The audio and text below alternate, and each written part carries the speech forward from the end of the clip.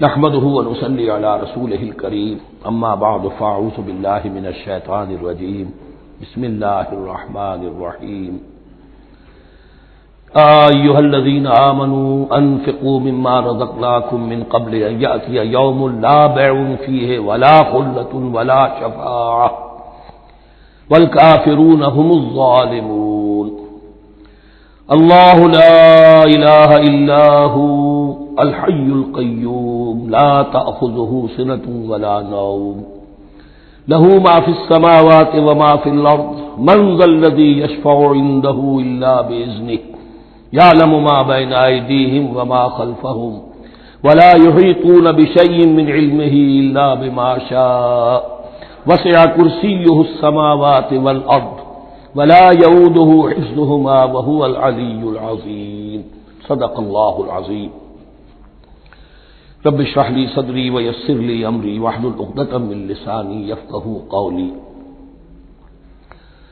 تقریباً 2 رکوعوں پر مشتمل معاملہ طالوت و جالوت کا وہ ہم پڑھ چکے ہیں، اور یہ گویا کہ اب غزوہ بدر کی لیے ذہنی اور نفسیاتی تیاری ہو رہی ہے، اور غزوات کے لیے جیسا کہ میں نے عرض کیا جہاں سرفروشی کی ضرورت ہے وہاں انفاق مال کی بھی ضرورت ہے، تو اب یہاں بڑے زوردار انداز میں پھر انفاق کی طرف توجہ دلائی جا رہی ہے۔ وہی 4 ڈوریاں ذہن میں رکھیے، انفاق اللہ کی راہ میں یعنی جہاد بالمال، قتال جہاد بالنفس کی آخری شکل، اور شریعت میں عبادات اور معاملات، یہ 4 ڈوریاں گتھی ہوئی ہیں ان 22 رکوعوں کے اندر، جن پر دوسرا نصف جو ہے سورہ بقرہ کا مشتمل ہے۔ یا ایھا الذین آمنوا انفقوا مما رزقناکم من قبل ان یأتی یوم لا بیع فیہ ولا خلة ولا شفاعة، اہل ایمان خرچ کر دو ان چیزوں میں سے کہ جو اللہ نے تمہیں دی ہے، اس سے پہلے کہ وہ دن آ دھمکے جس دن نہ کوئی خرید و فروخت ہوگی، نہ کوئی دوستی کام آئے گی، نہ کوئی شفاعت مفید ہوگی۔ والکافرون هم الظالمون، اور کافر ہی تو ظالم ہیں۔ اب یہاں کافر سے مراد کون ہے؟ کافر اصطلاحی نہیں، کافر معنوی، جو اللہ کے اس حکم انفاق کی تعمیل نہیں کرتا، دیکھتا ہے کہ دین مغلوب ہے، اس کو غالب کرنے کی جد و جہد ہو رہی ہے، اس کی کچھ تقاضے ہیں، مالی ضرورتیں ہیں اس کی، اور اللہ نے اسے قدرت دی ہے، اس میں خرچ کر سکتا ہے اور نہیں کرتا، وہ ہے اصل کافر۔ اس کے بعد وہ آیت آ رہی ہے جو قرآن حکیم کی عظیم ترین آیت ہے، نظرو فرمان نبوی صلی اللہ علیہ وسلم، آیت الکرسی۔ اس کا تو نام بھی چونکہ معروف ہے، میں نے جو آپ کو بڑے بڑے حکمت کے موتی اور بڑے بڑے پھول آپ کو گنوائے ہیں، آیت الآیات، آیت البر، آیت الاختلاف، اور اب یہ ہے آیت الکرسی، توحید کے عظیم ترین خزانوں میں سے ہے۔ ہی سیدۃ آیات القرآن، حضور نے فرمایا یہ تمام آیات قرآنی کی سردار ہے۔ جس طریقے سے آیہ بر اور سورۃ العصر میں ایک نسبت ہے کہ ہدایت اور نجات کی شرائط ساری کی ساری ایک چھوٹی سی صورت میں اللہ نے جمع کر دی، والعصر ان الانسان لفی خسر الا الذین آمنوا وعملوا الصالحات وتواصوا بالحق وتواصوا بالصبر، لیکن اس کی تفصیل ایک آیت میں آئی، وہ آیت البر ہے۔ چنانچہ جو منتخب نصاب ہم نے مرتب کیا ہے دعوت قرآن کے لیے، میں پہلا درس سورۃ العصر کا ہے اور دوسرا درس آیت البر کا ہے۔ جو نسبت سورۃ العصر میں ہے کہ وہ سورت ہے، یہ آیت ہے، لیکن اس آیت میں کئی صورتیں نکل سکتی ہیں حجم کے اعتبار سے سورۃ العصر کے برابر۔ یہی نسبت ہے سورہ اخلاص میں، 4 آیتیں، توحید کا عظیم ترین خزانہ، اور یہ آیت الکرسی، یہ آیت ہے سورہ اخلاص، اس میں 4 بن جائیں گی حجم کے اعتبار سے، لیکن اسے حضور نے ثلث قرآن قرار دیا ہے، توحید کے موضوع پر جامع ترین سورۃ الاخلاص، لیکن توحید اور خاص طور پر توحید فی الصفات کے موضوع پر عظیم ترین آیت یہ آیت الکرسی ہے۔ اللہ لا الہ الا ہو، اللہ وہ معبود برحق ہے جس کے سوا کوئی الہ نہیں، بڑا کیٹیگوریکل۔ الحی القیوم، وہ زندہ ہے از خود اور باخود، اس کی زندگی مستعار نہیں ہے۔ وہ جو کہا ہے کہ مانگ کے لائے تھے 4 دن، 2 آرزو میں کٹ گئے 2 انتظار میں، عمر دراز مانگ کے لائے تھے، اللہ کی زندگی ہے اس کی از خود زندگی، کسی کی دی ہوئی نہیں، اور اس زندگی میں کوئی ضعف نہیں، کوئی کمزوری نہیں، کوئی احتیاج نہیں، آگے آ جائے گا، نہ اسے نیند آتی ہے نہ اونگ آتی ہے۔ قیوم، خود اپنی جگہ وہ زندہ جاوید ہستی ہے، اور باقی ہر شے کا وجود اس کے حکم سے قائم ہے، کوئی شے قائم نہیں ہے بغیر اس کے اذن کے۔ تو گویا کہ احد اور الصمد، اللہ اپنی جگہ احد، لیکن باقی پوری کائنات کے لیے صمد ہے، جو سورہ اخلاص میں 2 الفاظ آئے ہیں، قل هو اللہ احد اللہ الصمد، اللہ حی ہے اور قیوم ہے۔ لا تأخذہ سنۃ ولا نوم، اس پر غالب نہیں ہو سکتی نہ نیند نہ اونگ۔ لہ ما فی السماوات و ما فی الارض، آسمان اور زمین میں جو کچھ ہے اسی کا ہے، ملکیت تامہ، ملکیت حقیقی اس کی ہے۔ من ذا الذی یشفع عندہ الا باذنہ، کون ہے وہ جو شفاعت کر سکے اس کے پاس مگر اس کی اجازت سے۔ اب یہ مقام آیا ہے سورہ بقرہ میں پہلی مرتبہ، 3 مرتبہ کیٹیگوریکل ڈینائل کے بعد، کوئی شفاعت نہیں، کوئی شفاعت نہیں، کوئی شفاعت نہیں۔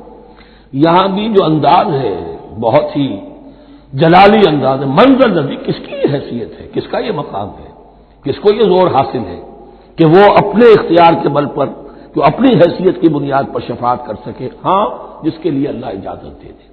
استثناء کے ساتھ شفاعت کا یہاں پر پہلی مرتبہ آیا، ورنہ سورہ بقرہ کے 6 رکوع کی دوسری آیت، واتقوا یوما لا تجزی نفس عن نفس شیئا ولا یقبل منها شفاعۃ ولا یؤخذ منها عدل ولا هم ينصرون۔ 15 رکوع کی دوسری آیت، واتقوا یوما لا تجزی نفس عن نفس شیئا ولا یقبل منها عدل ولا تنفعها شفاعۃ ولا هم ينصرون۔ اور اب اس سے پہلے کی آیت میں آ چکا ہے ولا شفاعۃ، کوئی شفاعت مفید نہیں ہوگی، لیکن یہ کہ اس میں ایک استثناء ہے۔ اب یہ ذرا باریک مسئلہ ہے کہ شفاعت حقہ کیا ہے، شفاعت باطلہ کیا ہے، تو دورہ ترجمہ قرآن میں اتنی تفاصیل کے ساتھ بحث نہیں کی جا سکتی، وہ ایک علیحدہ موضوع ہے، حال ہی میں نے اس پر اپنے درس ریکارڈ کرا دیے ہیں۔ یعلم ما بین ایدیہم وما خلفہم، وہ جانتا ہے جو کچھ ان کے سامنے اور جو اس کو پیچھے ہے۔ عام طور پر دنیا میں ہم سفارش کرتے ہیں تو کہتے ہیں کہ بھئی میں جانتا ہوں اس شخص کو بہتر، اصل میں جیسا کچھ یہ نظر آتا ہے ویسا نہیں ہے، یا جیسا کچھ فیکٹس آن دی فائل آ گئے ہیں وہ بڑے ہی ڈیسیونگ ہے، اصل حقائق کچھ اور ہیں اس کیس کے، وہ میں آپ کو بتاتا ہوں۔ یہ بات اللہ کے سامنے کون کہہ سکتا ہے، جبکہ اللہ تو جانتا ہے جو کچھ ان کے سامنے اور جو کچھ ان کے پیچھے ہے، اور ان کا حال یہ ولا یحیطون بشیء من علمہ الا بما شاء، اور وہ احاطہ کر ہی نہیں سکتے اللہ کے علم سے کسی شے کا سوائے اس کے جو اللہ چاہے۔ باقی ہر ایک کے پاس علم جو ہے اللہ کا عطائی علم ہے، دیا ہوا علم ہے، محدود علم ہے، بڑے سے بڑا رسول ہو، بڑے سے بڑا ولی ہو، بڑے سے بڑا فرشتہ ہو۔ لا علم لنا الا ما علمتنا، ہم پڑھائیں 4 رکوع میں، تو کون کہہ سکتا ہے؟ من ذا الذی یشفع عندہ الا باذنہ یعلم ما بین ایدیہم وما خلفہم ولا یحیطون بشیء من علمہ الا بما شاء وسع کرسیہ السماوات والارض، اس کی کرسی تمام آسمانوں اور زمین کو محیط ہے۔ اب کرسی کے 2 مفہوم یہاں ہو سکتے ہیں، ایک تو یہ کہ اس سے جو معنی مراد ہے یعنی اس کا اقتدار، اس کی قدرت، اس کا جبر، اس کا اختیار، یہ اتھارٹی پوری کائنات کو۔ ایک یہ بھی ہو سکتا ہے کہ اللہ تعالیٰ کے لیے ہم نہیں جان سکتے، یہ آیات متشابہات میں سے ہے کہ کوئی شے بھی ہو واقعتاً جس کو ہم اسے کرسی کہہ سکیں، عرش، کرسی، ان سب کے بارے میں یہ دونوں باتیں ذہن میں رکھیے۔ یہ بھی ہو سکتا ہے کہ ان کی کوئی مجسم حقیقت ہو جو ہمارے ذہن سے، ہمارے تخیل سے ماورا ہے، اور یہ بھی ہو سکتا ہے اس سے استعارہ مراد ہو، اس کا اقتدار و اختیار آسمانوں اور زمین پر چھایا ہوا ہے۔ ولا یؤودہ حفظہما، اور اسے تکان طاری نہیں ہوتی، اس پر گراں نہیں گزرتا ان دونوں کا تھامنا، ان دونوں کی حفاظت، آسمانوں کی اور زمین کی۔ وہو العلی العظیم، اور وہ العلی ہے، بلند و بالا اور عظیم ہے، بڑی عظمت والا۔ یہ آیت الکرسی سیدۃ آیات القرآن، تمام آیات قرآنی کی سردار، اور توحید الہی کا ایک بہت بڑا خزانہ۔ لا اکراہ فی الدین، دین میں کوئی جبر نہیں ہے، یعنی یہ کہ کسی بھی شخص کو نہ کبھی جبرن مسلمان بنایا جائے گا، نہ کبھی بنایا گیا۔ استثناءات ہو سکتے ہیں، کسی کا ذاتی کوئی عمل ہو، فعل ہو، کسی نے کیا ہو۔ اسلام میں کسی فرد کو جبرن مسلمان بنانا حرام ہے، لیکن اس آیت کا یہ مطلب نکال دینا کہ نظام باطل کو بھی ختم کرنا جو ہے، اس میں کوئی طاقت استعمال نہیں ہو سکتی، یہ حماقت ہے پرلے درجے کی۔ نظام باطل نظام ظلم ہے، ایکسپلائٹ کر رہا ہے لوگوں کو، اللہ اور بندوں کے درمیان حجاب بن گیا ہے، پردہ بن گیا ہے۔ نظام کو طاقت کے ساتھ ختم کرنا فرض ہے مسلمان کا۔ طاقت نہیں ہے تو ٹھیک ہے، طاقت حاصل کرنے کی کوشش کرتا رہے، لیکن جو مسلمان نظام باطل کو ختم کرنے کی آرزو اور ارادے سے خالی ہے، اس کے دل میں یہ ارادہ نہیں ہے، اس کے دل میں ایمان نہیں ہے۔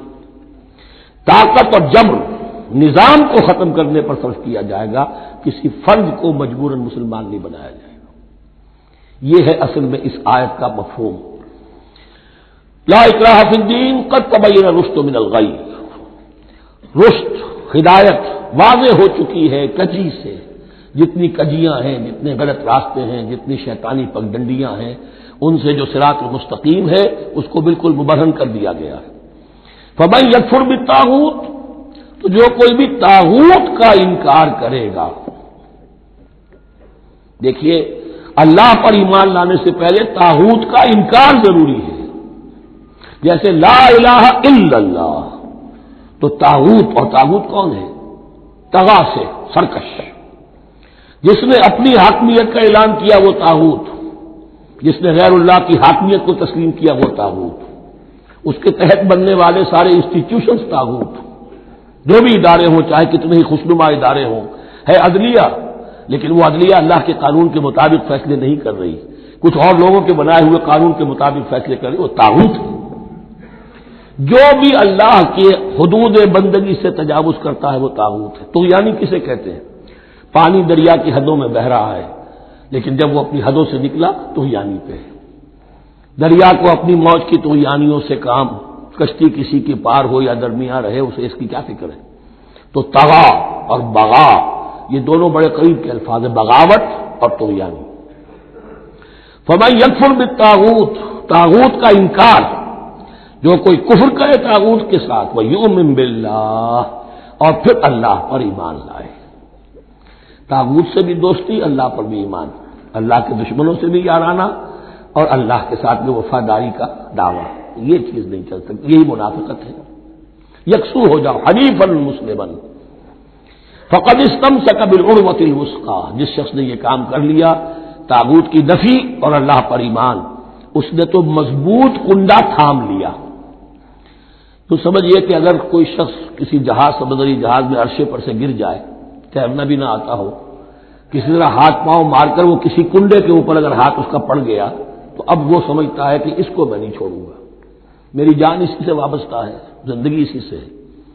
تو وثقہ، وہ کنڈا اگر کمزور ہے تو پھر گیا، وہ اس کے وزن سے کنڈا ہی نکل گیا، لیکن وہ کنڈا کہ جو مضبوط ہے، فقد استمسک بالعروۃ الوثقی، اس نے تو بڑے مضبوط کنڈے پر ہاتھ ڈال دیا ہے، یعنی طاغوت کا انکار اور اللہ پر ایمان، اس نے تھام لیا ہے بہت مضبوط کنڈا۔ اسی لیے ایک حدیث میں آتا ہے اوثق العرا کلمۃ التقوی، یہ جو عروا کی جمع ہے عرا، اور وثقی اوثق جو ہے اس کا مذکر ہوگا۔ تمام کنڈوں میں سب سے بڑا مضبوط کنڈا جو ہے وہ تقوی کا کنڈا ہے، اس کو تھامو مضبوطی کے ساتھ۔ لا اکراہ فی الدین قد تبین الرشد من الغی فمن یکفر بالطاغوت ویؤمن باللہ فقد استمسک بالعروۃ الوثقی لا انفصام لہا، وہ کبھی علیحدہ ہونے والا، ٹوٹنے والا نہیں ہے، یہ کنڈا بہت مضبوط ہے۔ واللہ سمیع علیم، اللہ سب کچھ سننے والا، جاننے والا ہے۔ اللہ ولی الذین آمنوا یخرجہم من الظلمات الی النور، ایمان در حقیقت ایک دوستی کا رشتہ قائم کرتا ہے اللہ اور بندے کے درمیان۔ اللہ ولی ہے اہل ایمان کا، یہ ولایت باہمی ہے، دو طرفہ ولایت ہے۔ بندہ اللہ کا ولی بن جائے، ولی اللہ، الا ان اولیاء اللہ لا خوف علیہم ولا هم يحزنون، اللہ بندے کا ولی ہے، دوستی دو طرفہ ہے۔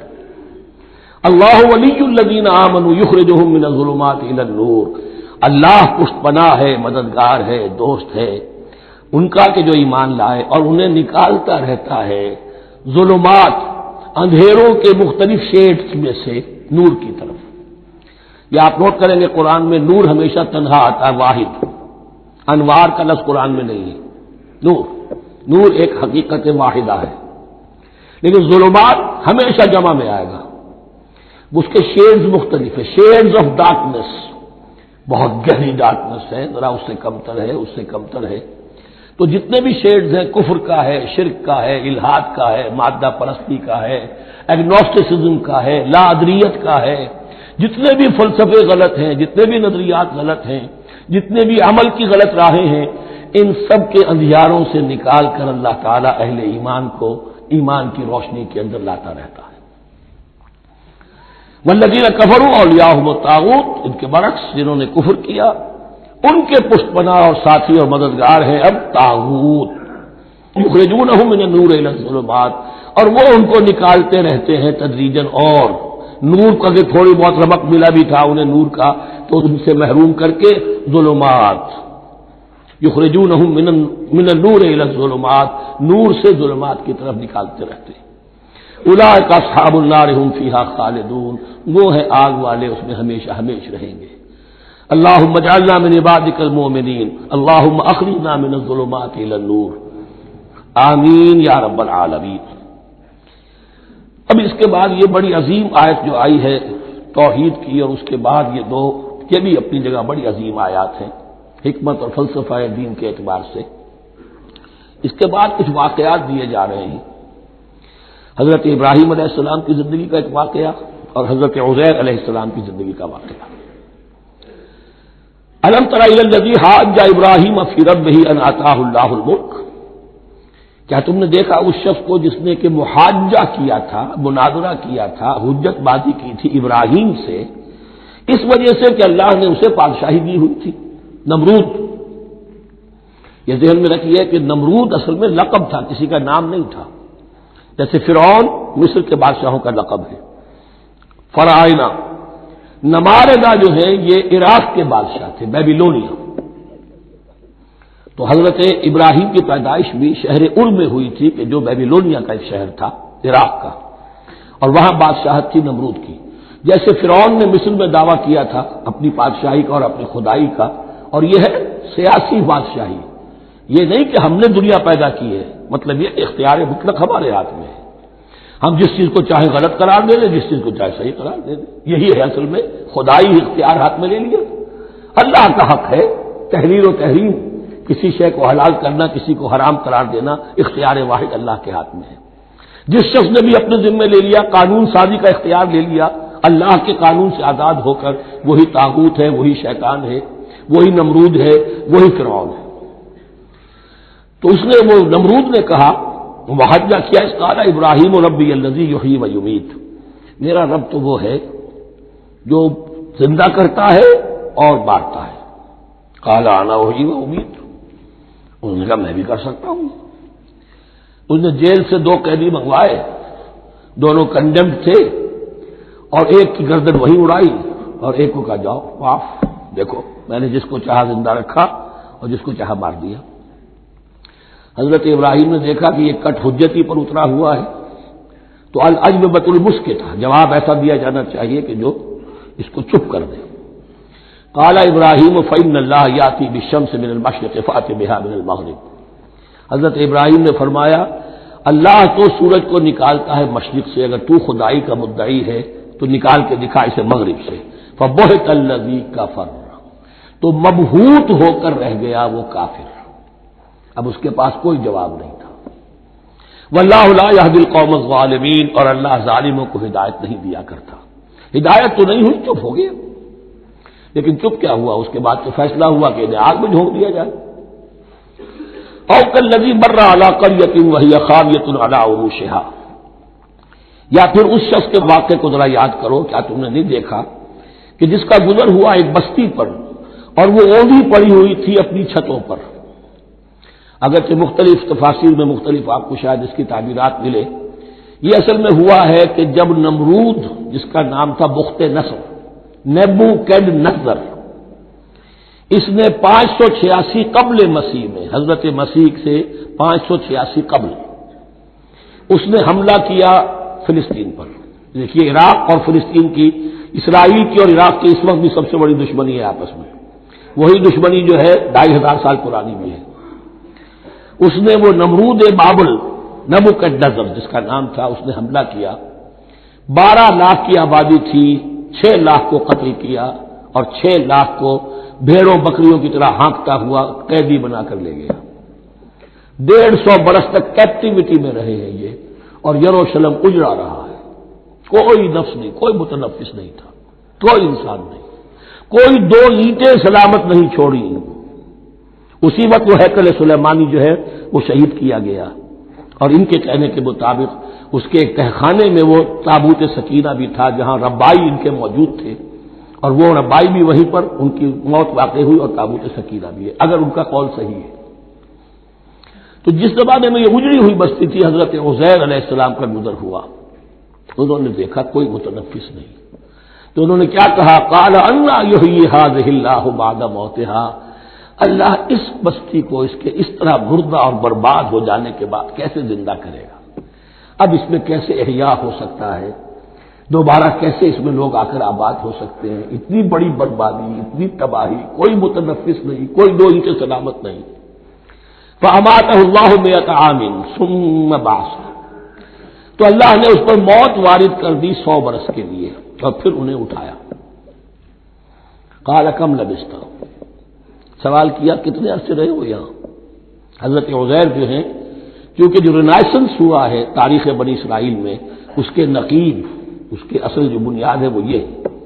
انہوں نے پھر اصلاح کی، جو زوال ان میں آیا تھا اخلاقی اور دینی، پھر یہ اٹھے کمر کس کر، جب اللہ تعالیٰ نے یہ مشاہدات کرا دیے، اور پھر جا کر وہاں تبلیغ کی اور دعوت کی دی، اور وہ ان یہودیوں کے اندر جو کیپٹیوٹی میں تھے انہیں پھر اصل دین کی تعلیم دی، روح دین کو زندہ کیا، تو گویا کہ وہاں سے پھر ان کا احیاء ہوا ہے۔ کب لبثت، کتنے عرصے رہے ہوگے؟ تو قال لبثت یوما و بعض یوم، اب اس کو ایسے محسوس ہوا جیسے سویا تھا تھوڑی دیر کے لیے، میں 1 دن رہا ہوں یا دن کا کچھ حصہ۔ قال بل لبثت 100 عام، نہیں، اللہ نے فرمایا نہیں، تم 100 سال رہے ہو۔ فانظر الی طعامک و شرابک لم یتسنہ، تو ذرا اپنے کھانے اور جو مشروب تمہارے ساتھ تھا سفر میں، ذرا اس کو دیکھو، ان کے اندر کوئی بسان پیدا نہیں ہوئی، سڑے نہیں ہیں، ان کے اندر کوئی خرابی پیدا نہیں ہوئی۔ وانظر الی حمارک، آپ دوسری طرف اپنے گدھے کو دیکھو جو تمہاری سواری کا گدھا تھا، وَلَنَجْعَلَكَ آیَةً لِلنَّاسِ، وہ بالکل ختم ہو چکا تھا، اس کی ہڈیاں ہی رہ گئی تھی، گوشت گل چکا تھا، کچھ نہیں تھا، 100 برس۔ وانظر الی حمارک وَلِنَجْعَلَكَ آیَةً لِلنَّاسِ، اور ہمیں تو بنانا ہے تجھے ایک نشانی لوگوں کے لیے، یعنی خود اے عزیر تمہیں ایک نشانی بنانا ہے، اور تمہیں نشانی بنانے کے لیے یہ نشانی ہم تمہیں دکھا رہے ہیں، تاکہ یقین جو ہے، یقین کامل تمہارے اندر پیدا ہو جائے۔ وانظر الی حمارک ولنجعلک آیۃ للناس وانظر الی العظام، اب دیکھو ان ہڈیوں کو، کیف ننشزها، کیسے ہم انہیں اٹھاتے ہیں، ابھارتے ہیں، وہ ہڈیاں خود ابری اور جڑ کر کھڑی ہو گئی۔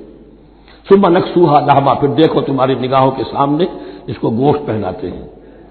فلما تبین له، جب یہ سب اس کے سامنے واضح ہو گئی بات، مشاہدہ بھی کر لیا، قال اعلم ان اللہ علی کل شیء قدیر، ان کا میں نے پوری طرح جان لیا، مجھے پورا یقین قابل حاصل ہو گیا کہ اللہ ہر شے پر قادر ہے، یعنی وہ اس اجڑی ہوئی بستی کو بھی دوبارہ آباد کر سکتا ہے۔ جو میں نے سمجھا تھا کہ اب یہ کیسے آباد ہوگی، یہ بات نہیں ہے، یہ آبادی اللہ تعالیٰ کے اختیار میں۔ چنانچہ اس کے بعد ہوا، اس لیے کہ اس کے بعد واقعہ تو یہ ہوا کہ جو ایران کا بادشاہ تھا کیخورس یا سائرس ذو، جن کو کہ قرآن مجید القرنین کہتا ہے، جن کا تذکرہ سورہ کہف میں آئے گا۔ پھر آپ کو معلوم ہے کہ یہ پیلسٹائن، ادھر عراق کے بعد ایران، دشمنیاں تو تھیں۔ کیخورس نے حملہ کیا بابل پر، عراق پر، اور دشمن کا دشمن دوست ہوتا ہے، تو یہودیوں کو اجازت دے دی، کیپٹیوٹی سے اجازت دے دی، جاؤ تم واپس جاؤ، اپنا شہر دوبارہ بناؤ۔ چنانچہ وہ گئے، اور پھر انہوں نے جا کر وہاں پر 136 سالوں میں ان کی دوبارہ جو ہے یہ بستی بسی، اور پھر یروشلم کو انہوں نے آباد کیا، اور پھر انہوں نے وہاں ہیکل سلیمانی دوبارہ بنایا، جس کو وہ سیکنڈ ٹیمپل کہتے ہیں۔ وہ سن 70 عیسوی میں ٹائٹس رومن جنرل کے ہاتھوں تباہ ہوا تھا، جو اب تک تباہ ہوا پڑا ہے۔ 1927 برس سے ان کا کعبہ زمین بوس ہے، یہ نوٹ کر لیجئے اس بات کو۔ اسی لیے آگ لگی ہوئی آج دنیا بھر کے یہودیوں کے دلوں میں۔ اب تو ہماری حکومت ہے وہاں پر، ہم اپنا یہ جو بھی کچھ یہاں پر اس احاطے میں بنا دیا گیا ہے سب کو ختم کریں گے اور اپنا ہیکل سلیمانی بنائیں گے۔ اس کے بلو پرنٹس بن چکے ہیں، نقشے بن چکے ہیں، ہر چیز تیار ہے۔ بس کسی دن کوئی ایک دھماکہ ہوگا، کوئی بم جو ہے کہیں پر پلانٹ کیا جائے گا، خبر آ جائے گی کہ کسی فینیٹک نے کہیں وہاں پر جا کر رکھ دیا، جیسے ایک فینیٹک گیا تھا مسجد الخلیل میں اور 70 مسلمانوں کو شہید کر کے خود بھی اس نے خودکشی کر لی تھی، اور ڈاکٹر تھا، امریکن ڈاکٹر گولڈسٹین۔ اسی طریقے کا کوئی فینیٹک جائے گا اور وہ اس کو گرا دے گا، پھر کہیں گے جب یہ گر ہی گیا ہے، جیسے مسجد ایودھیا کا معاملہ ہے، اب گر گئی ہے تو بھائی ہمیں رام مندر بنانے دو، کاہے کو تم اب یہ مسجد کاہے کو بناتے ہو، وہ ہوگا۔ اور یہ میں سمجھتا ہوں کہ چند ہفتوں کی یا چند مہینوں کی بات ہے، یہ ہونے والا ہے فوراً۔ بہرحال یہ تو ہو گیا حضرت عزیر کا قصہ۔ اب اسی طرح کا ایک معاملہ حضرت ابراہیم کا مشاہدہ ہے۔ وَإِذْ قَالَ إِبْرَاهِيمُ رَبِّ أَرِنِي كَيْفَ تُحْيِي الْمَوْتَىٰ، اور یاد کرو جب کہ ابراہیم نے بھی کہا تھا پروردگار ذرا مجھے دکھا دے، مشاہدہ کرا دے تو مردوں کو کیسے زندہ کرے گا۔ قَالَ أَوَلَمْ تُؤْمِنْ، اللہ تعالیٰ کا سوال جو ہے بہت تیکھا ہے، تو کیا تم ایمان نہیں رکھتے؟ قَالَ بَلَىٰ، ایمان تو میرا ہے، میں مانتا ہوں ایمان ہے، وَلَٰكِن لِيَطْمَئِنَّ قَلْبِي، پورا دل کا اطمینان چاہتا ہوں، پورا یقین ہو جائے۔ اور یہ انبیاء کا معاملہ ہے، سب کا ہے۔ انبیاء کو چونکہ ایمان اور یقین کا ایک ایسی فرنس بنانا ہوتا ہے کہ جن سے ایمان و یقین دوسروں میں سرایت کرے، تو ان کے ایمان و یقین کے لیے انہیں مشاہدات ایسے کرا دیے جاتے ہیں کہ پھر ان کے لیے وہ ایمان صرف ایمان بالغیب نہیں رہتا، بلکہ وہ ایمان بالشہود بھی ہو جاتا ہے۔ کذالک نری ابراہیم ملکوت السماوات والارض، اسی طرح ہم نے دکھائے ابراہیم کو آسمان اور زمین کے ملکوت، جو بھی ہماری حکومت ہے، جو وہ مخفی حکومت ہے، جو کاسمک ایک اسٹیٹ ہے، اس کی گورنمنٹ ہے، اس کے تمام اہلکار ہیں، فرشتے ہیں، ہم نے مشاہدہ کرایا ابراہیم کو۔ حضور کو اسی لیے شب معراج میں لے جایا گیا کہ ہر شے کو اپنی آنکھوں سے دیکھ لے، تو وہ یقین کامل پھر ہو جاتا ہے کہ جس میں کسی درجے میں بھی پھر تو یہ ہے کہ وہ خود ایک بھٹی بن جاتے ہیں ایمان اور یقین کی۔ قال بلا ولکن لیطمئن قلبی قال فخذ اربعۃ من الطیر فصرهن الیک، تو فرمایا اچھا ٹھیک ہے 4 پرندے لے لو، انہیں اپنے ساتھ ملا لو، ہلا لو کہ وہ تمہارے ساتھ تمہاری آواز سن کر آ جایا کریں۔ ثم اجعل علی کل جبل منهن جزءا، پھر ان کے ٹکڑے کرو اور ہر پہاڑ پر ایک ایک ٹکڑا رکھ دو۔ تو جو تفسیر میں آتی ہے یہ کہ ان میں سب کا سر علیحدہ کیے، ٹانگیں علیحدہ کی، پر علیحدہ کیے، دھڑ علیحدہ کیے، ایک پہاڑ پر چاروں سر رکھ دیے، ایک پہاڑ پر چاروں کے دھڑ رکھ دیے، ایک پہاڑ پر چاروں کے، اس طریقے سے مختلف اجزاء میں تقسیم کر دیا۔ قال فخذ اربعۃ من الطیر فصرهن الیک ثم اجعل علی کل جبل منهن جزءا، پھر ہر پہاڑ پر ان میں سے ایک ایک حصہ رکھ دو۔ ثم ادعوهن، پھر ان کو ذرا پکارو، وہی سیٹی بجاؤ جو تم بجاتے تھے ان کو بلانے کے لیے۔ ثم ادعوهن یاتینک سایہ، وہ دوڑتے ہوئے آ جائیں گے۔ وَاعْلَمْ أَنَّ اللَّهَ عَزِیزٌ حَکِیمٌ، اور جان لو اس بات کو یقین کے ساتھ کہ اللہ تعالیٰ زبردست ہے، کمال حکمت والا۔ اب 2 رکوع آ رہے ہیں انفاق فی سبیل اللہ پر، اور یہ قرآن مجید کا ذروہ سنام ہے انفاق کے موضوع پر۔ لیکن ان کو پڑھنے سے پہلے نوٹ کر لیجئے کہ اللہ کی رضا جوئی کے لیے اپنا مال خرچ کرنا جو ہے، اس کے لیے دین میں کئی اصطلاحات ہیں۔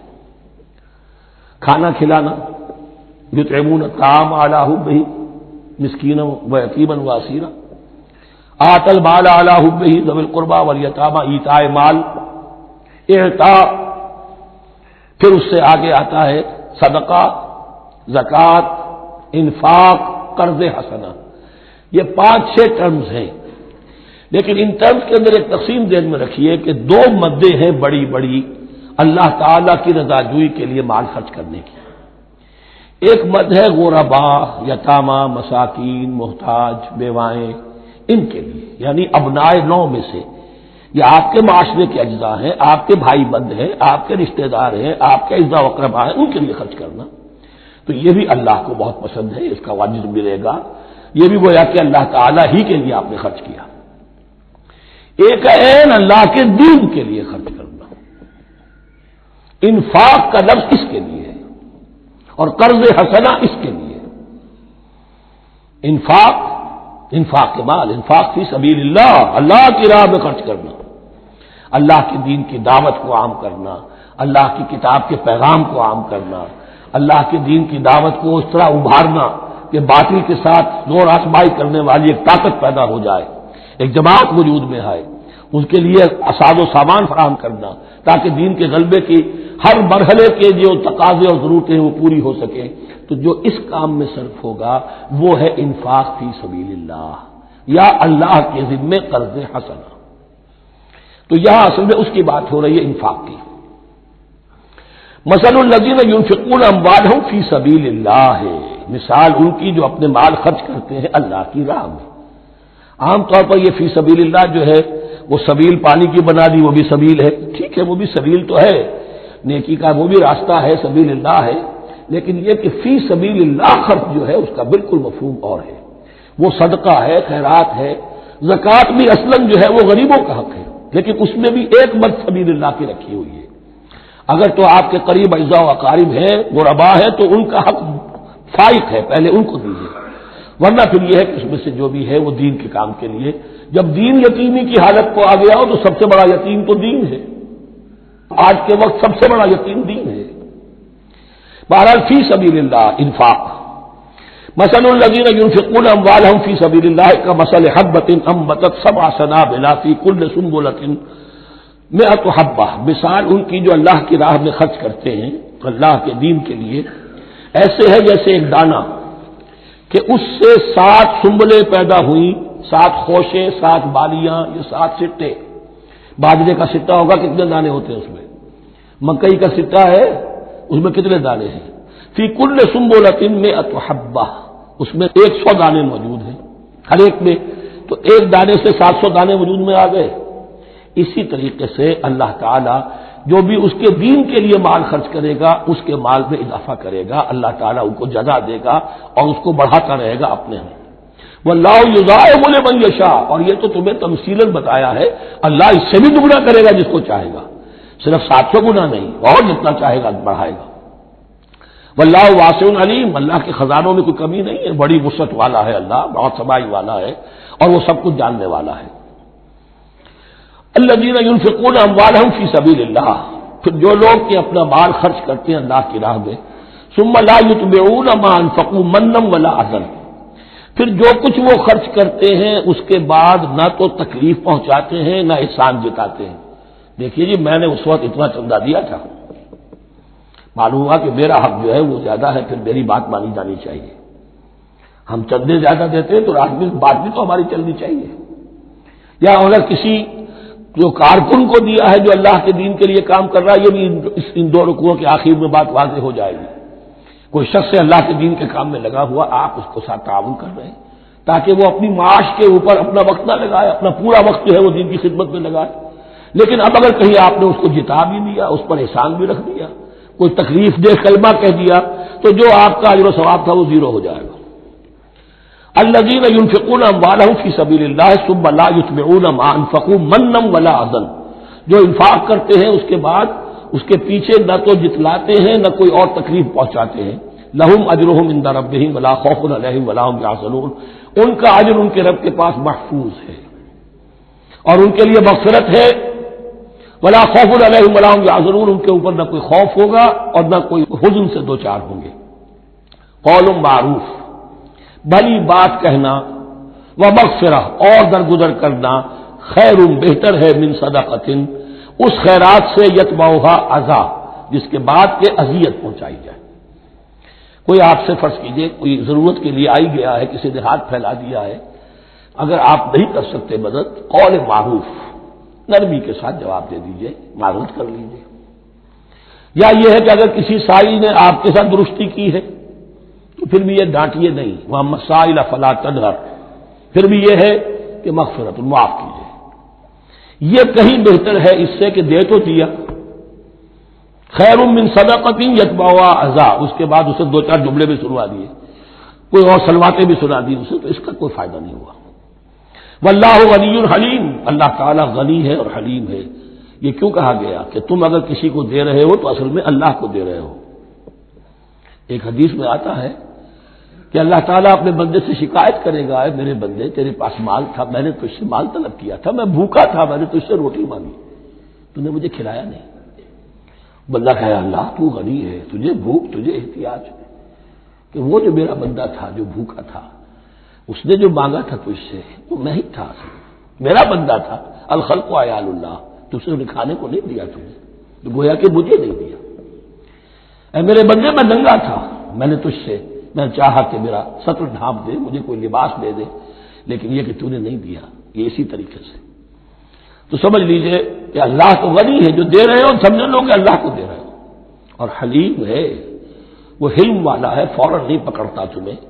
تم جو بھی کرتے ہو جو دل سے اتری ہوئی شے وہ اللہ کے نام پہ دے دو، جو ردی چیزیں وہ اللہ کے نام پہ دے دو، تو اللہ تعالیٰ کی غیرت جو ہے اسی وقت اگر جوش میں آ جائے اور تمہیں پیس کے سرما کر دے وہ، تو وہ کر سکتا ہے، لیکن نہیں، حلیم ہے، وہ دیکھتا ہے کہ میری توہین کر رہا ہے، مجھے دے رہا ہے اور یہ دے رہا ہے۔ یا ایھا الذین آمنوا لا تبطلوا صدقاتکم بالمن والاذی، اہل ایمان اپنے صدقات کو باطل نہ کر لو، نسیہ منسیہ ہو جاتے ہیں، بالمن والاذی، جتلا کر اور کوئی اذیت بخش بات کہہ کر، کالذی ينفق مالہ رئاء الناس، ان لوگوں کی طرح، اس شخص کی طرح جو اپنا مال خرچ کرتا ہے لوگوں کو دکھانے کے لیے، دے تو رہا ہے صدقات، چیریٹی ہاؤس، بڑے بڑے ادارے قائم کر دیے ہیں، یہ کہ سب ریاکاری ہے۔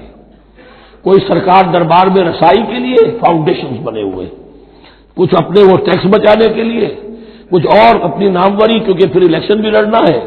یہ سارے کام جو ہوتے ہیں اللہ جانتا ہے کس کی کیا نیت ہے۔ لا تبطلوا صدقاتکم بالمن والاذی کالذی ينفق مالہ رئاء الناس ولا یؤمن باللہ والیوم الآخر، جو ریاکاری کر رہا ہے وہ حقیقت میں ایمان نہیں رکھتا اللہ پر اور یوم آخر پر۔ یہ ریا اور یہ ایمان ایک دوسرے کی ضد ہے،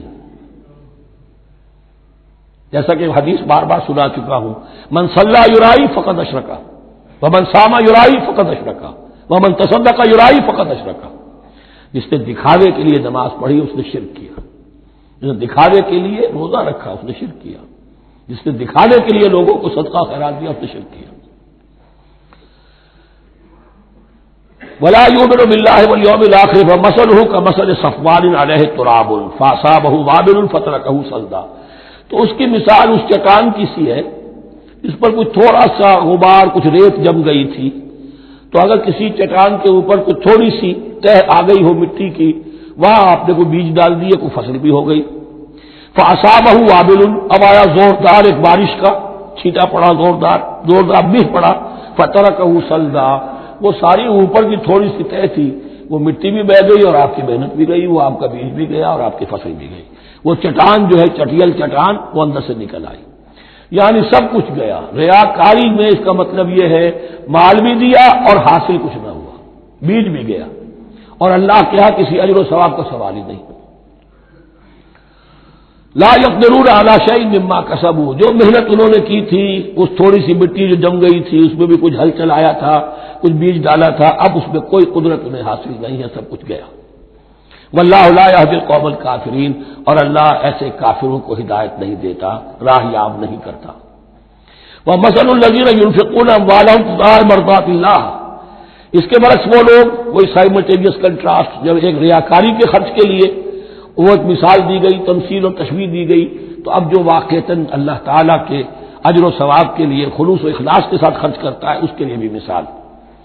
ومثل الذین ينفقون اموالهم ابتغاء مرضات اللہ، اور مثال ان لوگوں کی جو خرچ کرتے ہیں اپنے مال اللہ کی رضا جوئی کے لیے، خوشی حاصل کرنے کے لیے، وتثبیتا من انفسہم، اور اپنے عزم کی پختگی کے ساتھ، اپنے نفس کی پختگی کے ساتھ، کمثل جنت، ان کی مثال اس باغ کی ہے بربوۃ، جو ذرا بلندی پر ہے، باغ ہے، جیسا کہ میں نے عرض کیا نیچرل باغ کا یہی تصور ہوتا تھا، ذرا اونچائی پر جو ہے پلانٹیشن ہے، ندی بہ رہی ہے کوئی دامن میں، جس سے خود بخود اس کو اریگیشن ہو رہی ہے، کمثل جنت بربوۃ، یہیں سے یہ قادیانیوں نے لفظ ربوہ لے کر اور اپنا وہ شہر بنایا ہے پاکستان میں. اصابہ وابل، اب اگر اس باغ کے اوپر زوردار بھی آ جائے، خوب بارش برسے، فآتت اکلھا ضعفین، تو اس کا پھل جو ہے دگنا ہو جائے گا. فإن لم یصبھا وابل فطل، اور اگر زوردار بھی نہ آئے، بارش نہ برسے، تو تھوڑا بہت چھینٹا بھی پڑے گا تب بھی اس کا تمہارا پھل جو ہے وہ برقرار رہے گا. واللہ بما تعملون بصیر، اور جو کچھ تم کر رہے ہو اللہ تعالیٰ اس کو دیکھ رہا ہے. دروں بھی نہیں کرتے رہا کرو کہ تم یہ بال جو خرچ کر رہے ہو واقعتاً خلوص دل کے ساتھ، اخلاص نیت کے ساتھ اللہ ہی کے لیے کر رہے ہو، کہیں اس میں کوئی اور جذبہ، کہیں تمہارا غیر شعوری طور پر کوئی جذبہ شامل نہ ہو جائے. تو انٹراسپیکشن ہو، اپنے غریبانوں میں جھانکتے رہو. ایود احدکم ان تکون لہ جنۃ من نخیل واعناب تجری من تحتها الانہار، کیا تم میں سے کوئی شخص پسند کرے گا کہ اس کا ایک باغ ہو اور کھجور کا درخت ہو اس میں، اور انگور کی بیلیں بھی ہو، اور اس کے دامن میں ندیاں بہتی ہو، نیچرل اریگیشن بھی ہے، کھجور کے درخت بھی ہے، اور بیلوں کی ٹٹیاں لگی ہوئی ہیں انگوروں کی، اور انگوروں کی بیلیں ہیں. لہو فیہا من کل الثمرات، اس کے لیے اس باغ میں ہر طرح کا میوہ ہے. فاصابہ الکبر، اب اس پر بڑھاپا بھی طاری ہو گیا ہے. وَلَهُ ذُرِّيَّةٌ ضُعَفَاءُ، اور اس کی اولاد ہے ابھی چھوٹی عمر کی، کم سن ہے، کمزور ہے. فَأَصَابَ إِعْصَارٌ، کہ اچانک اس باغ کے اوپر ایک ایسا بگولا، ایک ایسی آندھی آئی جس میں آگ ہے. فیہ نارٌ، کوئی ایسا آگ بھری آندھی آئی. فَأَصَابَهَا إِعْصَارٌ فِيهِ نَارٌ فَاحْتَرَقَتْ، پورا کا پورا باغ جل کر جلس کر رہ گیا. کذالک یبین اللہ لکم الآیات لعلکم تتفکرون، اس طرح اللہ تعالیٰ تمہارے لیے اپنی آیات کو واضح کرتا ہے تاکہ تم تفکر کرو. یعنی ایک انسان نے ساری عمر سمجھا ہے کہ بڑی میرے نیکی کمائی ہے، میں نے یہ کیا ہے، میں نے فاؤنڈیشن بنایا، میں نے مدرسہ قائم کر دیا، میں نے یتیم خانہ بنا دیا، لیکن یہ کہ اچانک کسی وقت معلوم آنکھ کھلے گی، جب آنکھ کھلی گل کی تو موسم تھا خزاں کا، معلوم ہوگا یہ تو کچھ بھی نہیں تھا، یہ تو گویا کہ ایک بگولا آیا سب کو جلا گیا، اس لیے کہ اس میں اخلاص تھا ہی نہیں، اس میں نیت جو ہے اس میں کھوٹ تھا، اس میں ریاکاری تھی، اس میں لوگوں کو دکھانا مقصود تھا. پھر حال وہی ہوگا جس طرح کہ وہ بوڑھا اب کفے افسوس مل رہا، کیا کرے، بوڑھا ہو چکا ہے، دوبارہ تو باغ لگا نہیں سکتا، لہذا جب وہ موت آ جائے گی تو گویا کہ اب اس کے لیے موقع نہیں ہے کہ دوبارہ کوئی کام اور کر سکے. یا ایھا الذین آمنوا انفقوا من طیبات ما کسبتم ومما اخرجنا لکم من الارض، اے ایمان والو خرچ کرو، اللہ کے لیے دینا ہے، اللہ کے دین کے لیے دینا ہے، اللہ کے نام پر دینا ہے. من طیبات ما کسبتم، جو چیز تم نے کمائی ہے اس کی اچھی چیز، پاکیزہ چیز، بہتر چیز. ومما اخرجنا لکم من الارض، اور جو کچھ ہم نے نکالا تمہارے لیے زمین سے. اب زمین سے ظاہر بات ہے جو بھی نباتات آ رہی ہے، چاہے وہ کوئی چراگاہ ہے تو اس کے اندر سے جو ہے وہ بھی ہریاول ہے تو اللہ نے پیدا کی ہے، کھیت کے اندر آپ نے محنت کی ہے، ہل چلایا ہے، بیج ڈالے ہیں، لیکن یہ کہ فصل کا اگانا تو آپ کے ہاتھ نہیں ہے، وہ تو اللہ کے ہاتھ میں ہے. تو جو کچھ ہم نے نکالا ہے تمہارے لیے، وَمِمَّا أَخْرَجْنَا لَكُم مِّنَ الْأَرْضِ وَلَا تَيَمَّمُوا الْخَبِيثَ مِنْهُ، اور اس میں سے ردی مال کا ارادہ نہ کرو، تنفقون، کہ اسے خرچ کر دو. زکوٰۃ دینی ہے، عشر دینا ہے، تو جو جذبی چیزیں ہیں، اب بھیڑوں بکریوں کا غلہ ہے، ان میں سے اتنی بکریاں نکالنی ہیں، اتنی بھیڑیں ہیں، تو اب جو ذرا کمزور ہیں، ناظر ہیں، بیمار ہیں، نقص والی ہے، گنتی پوری کرنی ہے نا. اسی طریقے سے عشر نکالنا ہے تو گندم کا ڈھیر لگا ہوا ہے، اس میں سے کہیں بارش پڑ گئی تھی، وہ نکال دو. ولا تیمموا، تیمم کے معنی یہاں نوٹ کر لیجئے قصد کرنے کے. ولا تیمموا الخبیث منہ، کہ اس میں سے جو ردی مال ہے، جو ناپسند ہے، اس کا قصد نہ کرو. تنفقون، کہ اسے خرچ کرو. وَلَسْتُمْ بِآخِذِیہ، اور تم ہرگز نہیں ہوں گے اس کو لینے والے. ایسا بھی تو ہو سکتا ہے کہ تم محتاج ہو جاؤ، تمہیں ضرورت پڑ جائے، پھر اگر تمہیں کوئی ایسی چیز دے گا تو تم قبول نہیں کرو گے. وَلَسْتُمْ بِآخِذِیہ إِلَّا أَن تُغْمِضُوا فِیہ، الا یہ کہ چشم پوشی کرنے پر مجبور ہو جاؤ، احتیاج اس درجے کی ہو کہ جو بھی مل جائے، ردی مل جائے، اچھا مل جائے، نفیس مل جائے، خبیث مل جائے، جو بھی مل جائے چشم پوشی کرو. اس کے سوا آدمی جو ہے وہ اپنے طیب خاطر کے ساتھ جو ہے وہ ردی شے قبول نہیں کر سکتا۔ وَاعْلَمُوا أَنَّ اللَّهَ غَنِيٌّ حَمِيدٌ، پھر دیکھیے غنی کا لفظ، جو کچھ دے رہے ہو یہ نہ سمجھو کہ اسے دے رہے ہو، محتاج کو دے رہے ہو، ضرورت مند کو دے رہے ہو، بلکہ یوں سمجھو کہ اللہ کو دے رہے ہو۔ وَاعْلَمُوا أَنَّ اللَّهَ غَنِيٌّ حَمِيدٌ، جان لو کہ اللہ تعالیٰ غنی ہے اور حمید ہے۔ حمید یعنی اپنی ذات میں خود محمود۔ ایک کسی شے کی اچھائی یا حسن یا کمال ایسا ہوتا ہے جسے ظاہر کیا جائے، دیکھو بھائی اس میں یہ خوبصورتی ہے، اور ایک وہ خوبصورتی ہوتی ہے جو از خود ظاہر ہے۔ حاجت مشاطہ نیست صورت دلار آمرا، تو اللہ تعالیٰ اتنا ستودہ صفات ہے، اتنا محمود ہے اپنی ذات میں کہ وہ خود بخود محمود ہے، اسے کسی حمد کی حاجت نہیں ہے، از خود محمود ہے۔ الشیطان یعدکم الفقر ویامرکم بالفحشاء، دیکھو شیطان تمہیں ڈراتا ہے اور تمہیں اندیشہ دلاتا ہے فقر کا، مت خرچ کرو، رکھو، کیا پتا کیا کل کون سا وقت تم پر آ جائے۔ وَيَأْمُرُكُمْ بِالْفَحْشَاءِ، اور تمہیں حکم دیتا ہے بے حیائی کے کاموں کا۔ وَاللَّهُ يَعِدُكُم مَّغْفِرَةً مِّنْهُ وَفَضْلًا، اور اللہ وعدہ کر رہا ہے تم سے اپنی طرف سے مغفرت کا اور فضل کا۔ اب دیکھ لو، رخ روشن کے آگے شمع رکھ کر وہ یہ کہتے ہیں ادھر جاتا ہے دیکھیں یا ادھر پروانہ جاتا ہے۔ اب شیطان کی طرف جانا چاہتے ہو، اس کی بات ماننا چاہتے ہو، خوف رکھتے ہو کہیں ایسا نہ ہو جائے کہ فقر آ جائے مجھ پر، مجھے اپنا مال سنبھال کر رکھنا چاہیے، صحت سے رکھنا چاہیے، تو تم شیطان کی چال میں آ گئے، تم نے اس کی پیروی کی۔ اور اگر تم نے اپنا اللہ کی راہ میں خرچ کر دیا، اللہ پر اعتماد کرتے ہوئے، وہ میری ساری حاجتیں پوری کرے گا، آج کر رہا ہے کل کرے گا انشاءاللہ۔ تو یہ ہے واللہ یعدکم مغفرۃ منہ وفضلا واللہ واسع علیم، اللہ بہت وسعت والا ہے، اس کے خزانوں کی کوئی محدودیت کا تصور اپنے ذہن میں نہ رکھو، اور سب کچھ جاننے والا ہے۔ یؤتی الحکمۃ من یشاء، لیکن یہ باتیں حکمت کی ہیں، ایک ہے ظاہر ایک ہے باطن۔ باطن جو ہے وہ حکمت سے نظر آتا ہے، ظاہر تو سب کو نظر آ رہا ہے۔ کسی شے کی حقیقت کیا ہے؟ اہل نظر ذوق نظر خوب ہے، لیکن جو شے کی حقیقت کو نہ دیکھے وہ نظر کیا؟ وہ حقیقت جس پر آیا ہو جاتی وہ ہے حکیم۔ اور حکمت اصل میں نام ہے انسان کے عقل اور شعور کی پختگی کا۔ جب محکم ہو گئی عقل، اس کا شعور پختہ ہو گیا، استحکام اسی سے بنا ہے حکمت۔ یؤتی الحکمت، اللہ تعالیٰ یہ فہم کی پختگی، عقل کی پختگی، شعور کی پختگی، حقائق رسی، حقائق تک پہنچ جانے کی صلاحیت دیتا ہے جس کو چاہتا ہے۔ وَمَن یؤت الحکمۃ فقد اوتی خیرا کثیرا، اور جسے حکمت دے دی گئی اسے تو خیر کثیر عطا ہو گیا، اس سے بڑا تو خیر کوئی اور ہے ہی نہیں۔ وَمَا يَذَّكَّرُ إِلَّا أُولُو الْأَلْبَابِ، اور نہیں نصیحت حاصل کر سکتے مگر وہی لوگ جو ہوش مند ہیں، جو اولو الالباب ہیں، عقل مند ہیں۔ لیکن جو دنیا پر ریچھ گئے ہیں، جن کے سارا دلی اطمینان اسی پر ہے کہ کافی ہے، بینک بیلنس بھی ہے، یہ بھی ہے، وہ بھی ہے، اتنے سٹاکس بھی ہیں، اتنا یہ بھی ہے، اتنا ہمارا جو ہے وہ جو بیلنس شیٹ آئی ہے اس کے ایسٹس یہ ہے، اگر اسی پر سارا بھروسہ اور اطمینان ہے تو ظاہر بات ہے وہ اولو الالباب نہیں ہے۔ وَمَا أَنفَقْتُم مِّن نَّفَقَةٍ أَوْ نَذَرْتُم مِّن نَّذْرٍ، اور جو بھی کچھ تم خرچ کرتے ہو، جو بھی نفقہ، جو بھی خیرات تم دیتے ہو، اور نظر تم من نظرین، اور یا جو بھی نظر تم دیتے ہو اللہ کے نام پر، منت مانگتے ہو، فإن اللہ یعلم، اللہ تعالیٰ اس سب کو جانتا ہے۔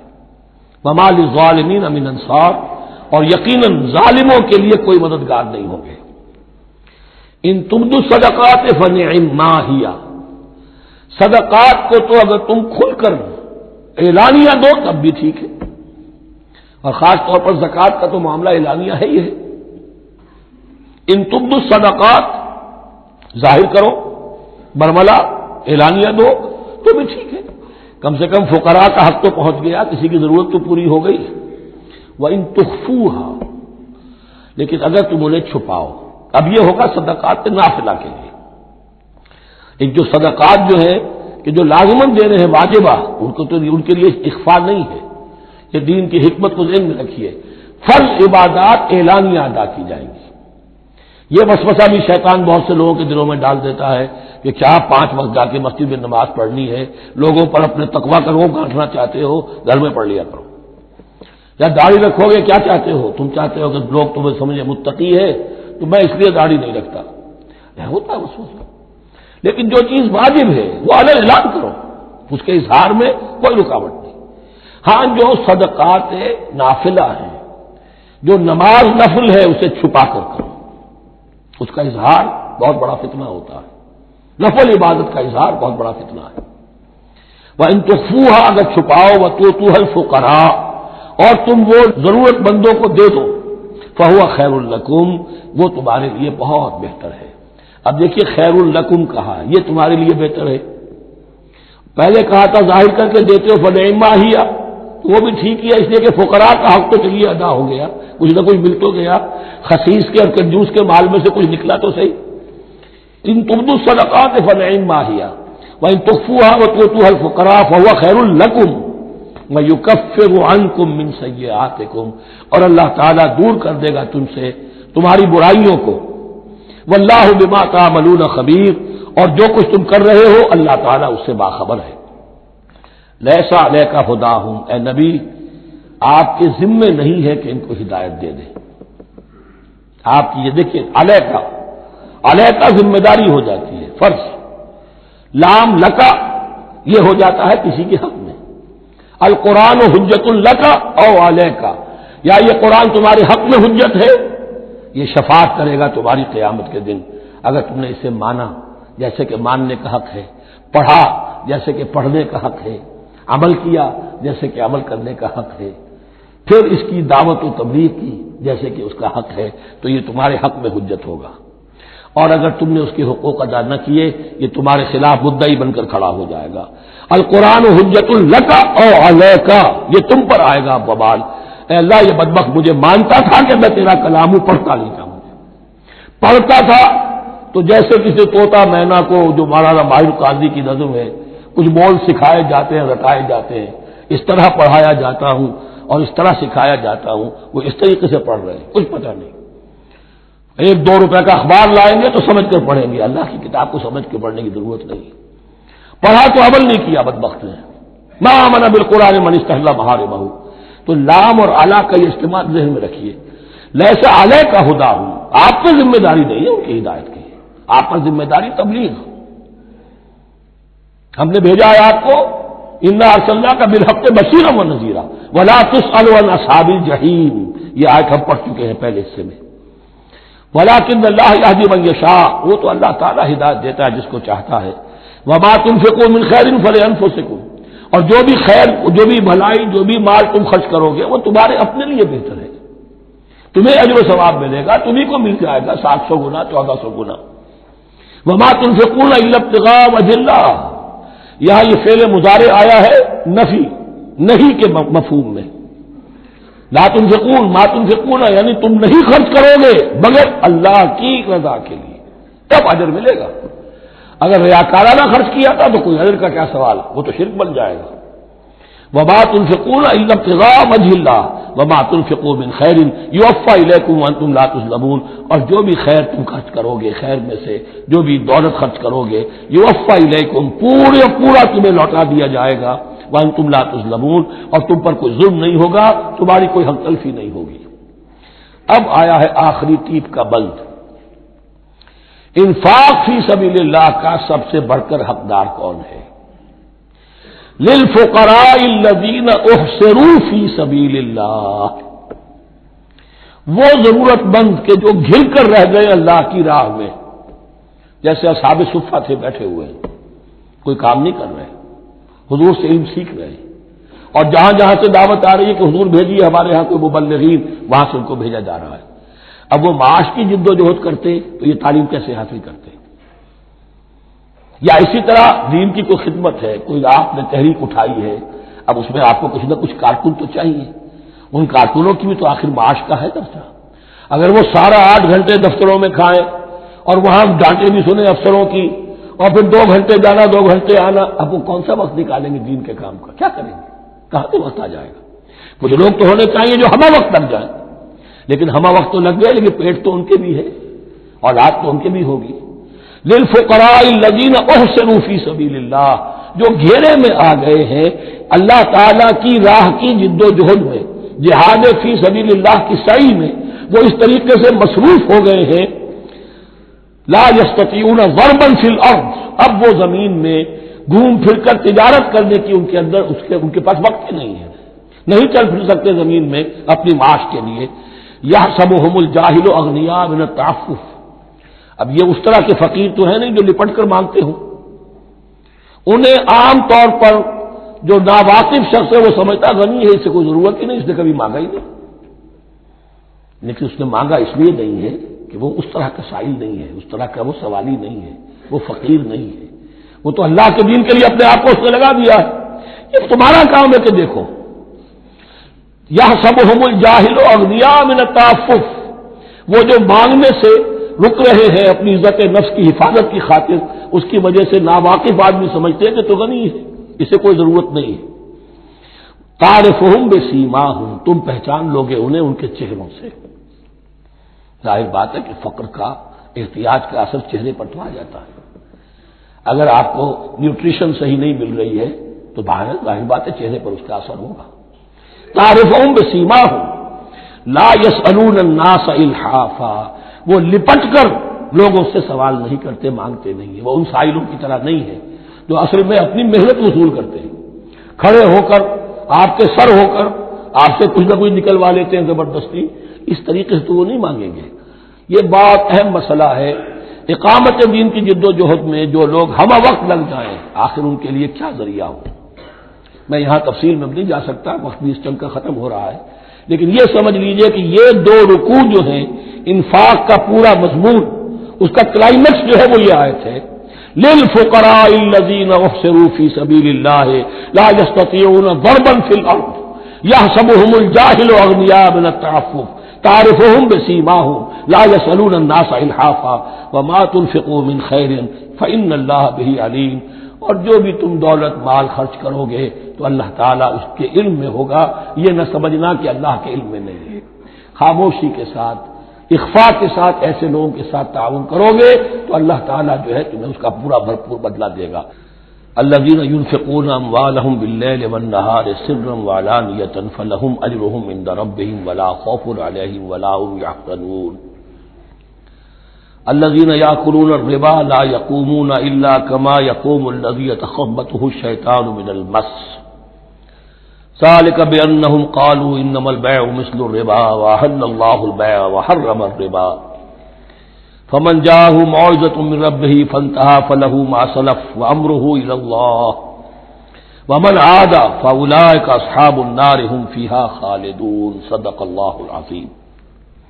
رب اشرح لي صدري ويسر لي أمري واحلل عقدة من لساني يفقهوا قولي۔ ابھی سورہ مبارکہ کا وہ رکوع ہم پڑھ رہے ہیں کہ جو آج کے حالات میں اہم ترین ہے،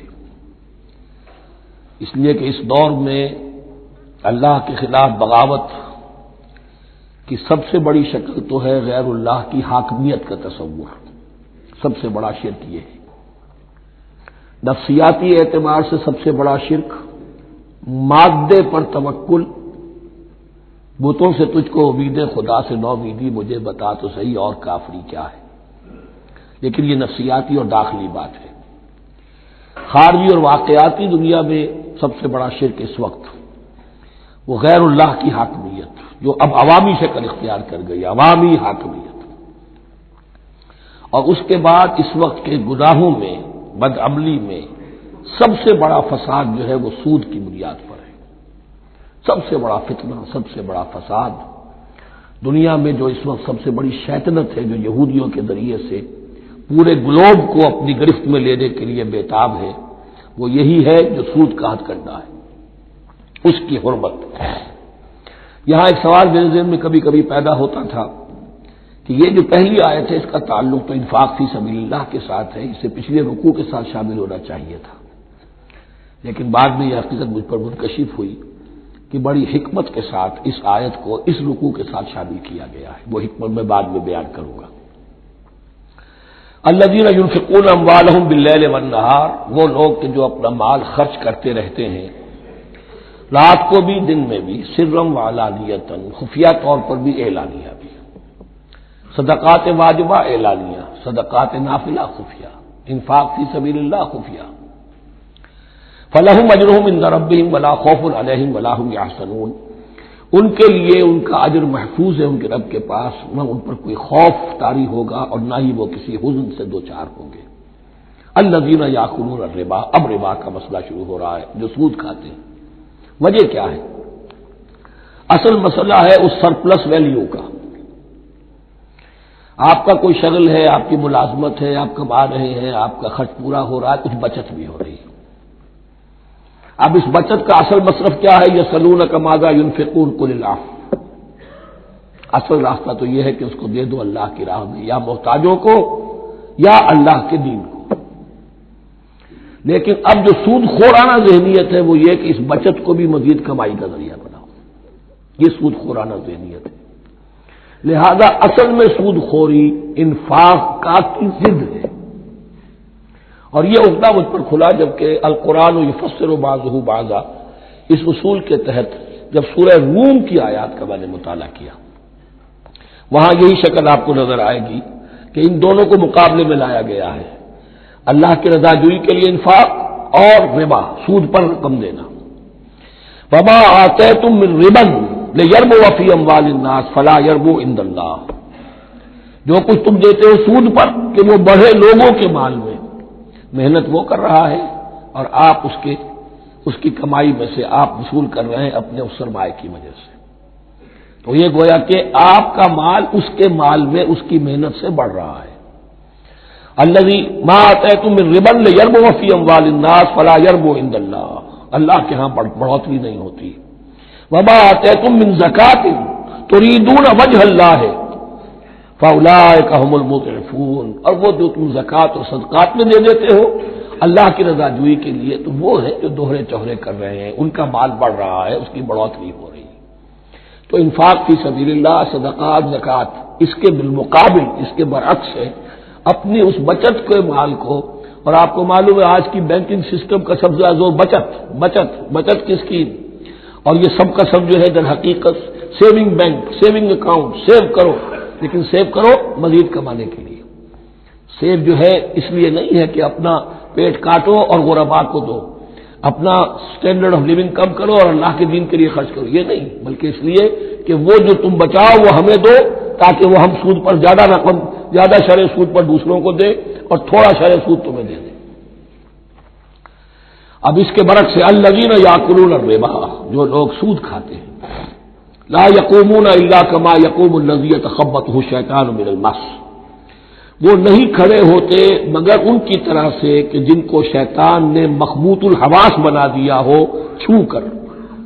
یہاں عام طور پر یہ سمجھا گیا کہ یہ قیامت کے دن کا نقشہ ہے، یہ قیامت کے دن کا نقشہ تو ہوگا ہی، اس دنیا میں بھی سود خوروں کا حال یہی ہے، اور اگر ان کا نقشہ دیکھنا ہو تو کسی سٹاک ایکسچینج کو جا کے دیکھ لیجیے، معلوم ہوگا دیوانے ہیں، پاگل ہیں، چیخ رہے ہیں، دوڑ رہے ہیں، بھاگ رہے ہیں، وہ انسان نہیں نظر آتے اس وقت جو بھی کچھ ہو رہا ہوتا سٹاک ایکسچینج کے اندر، مخبوط الحواس انسان جو ہے وہ ہو جاتا ہے، یہ سود خوری کی وجہ سے۔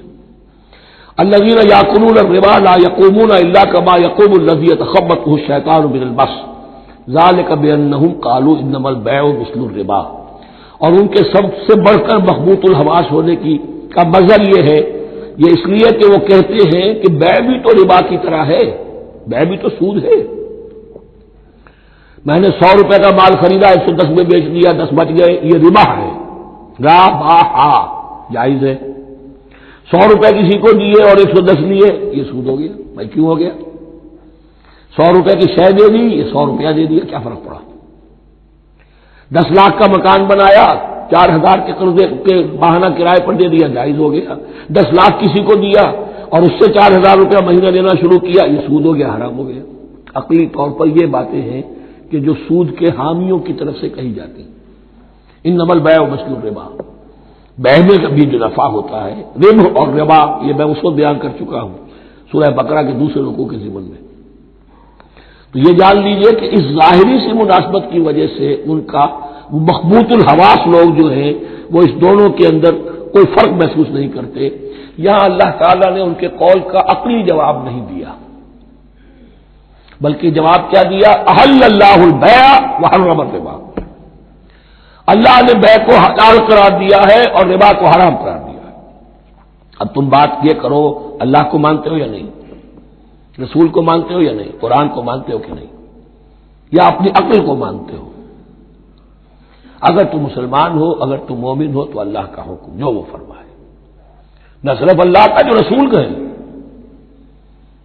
ما آتاکم الرسول فخذوہ وما نہاکم عنہ فانتہوا، جو کچھ رسول تمہیں دے لے لو، اور جس چیز سے روکتے رک جاؤ۔ یہ تو شریعت کا معاملہ ہے۔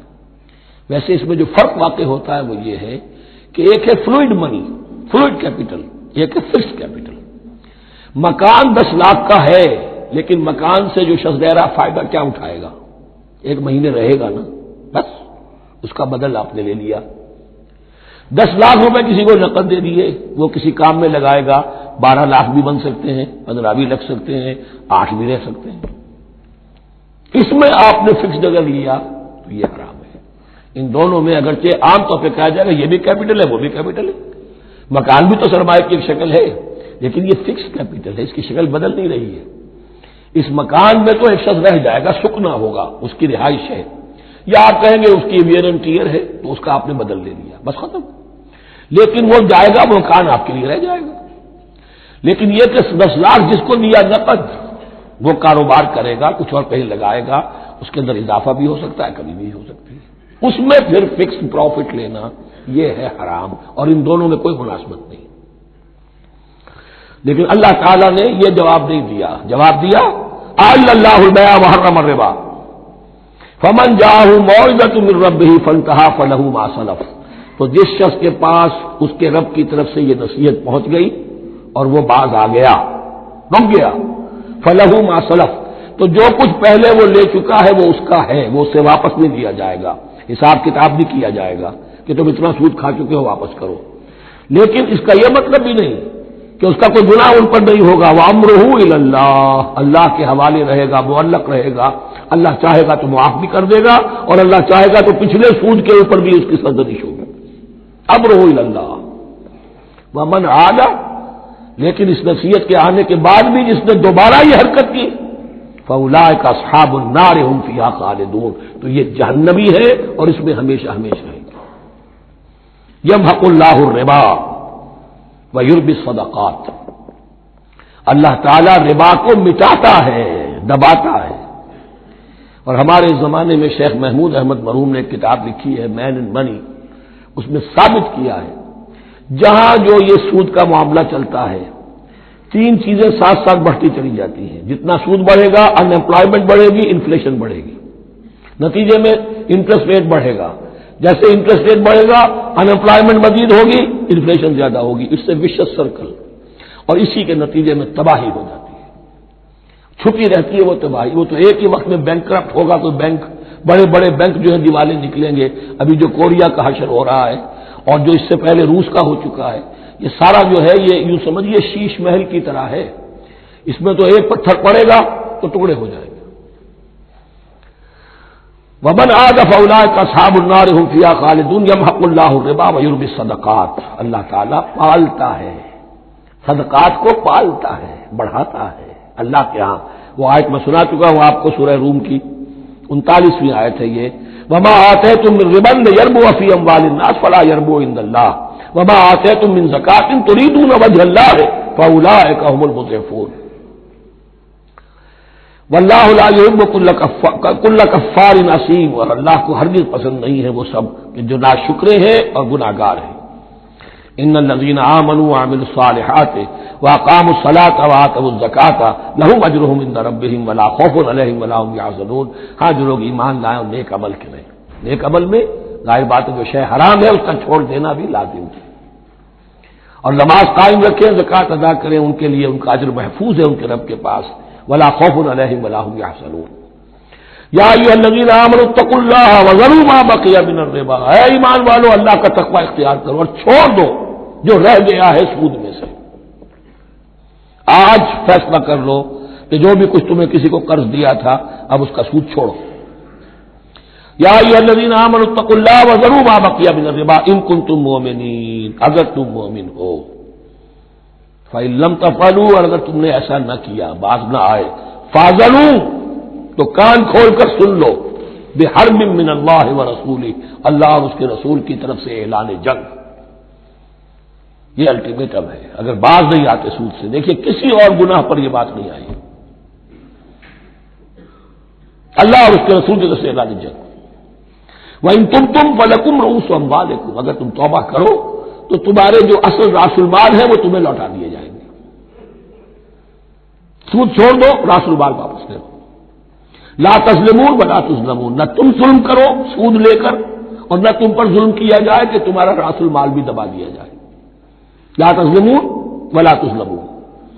وَإِن كَانَ ذُو عُسْرَةٍ، اور اگر تمہارا جو مقروض ہے وہ تنگی میں ہے، وہ تنگ دستی میں ہے، فَنَظِرَةٌ إِلَىٰ مَيْسَرَةٍ، تو انہیں انتظار کرو، پھر اسے مہلت دو کہ اس کی حق کشادگی پیدا ہو جائے، آسانی سے وہ آپ کی رقم، آپ کا قرض واپس کر سکے.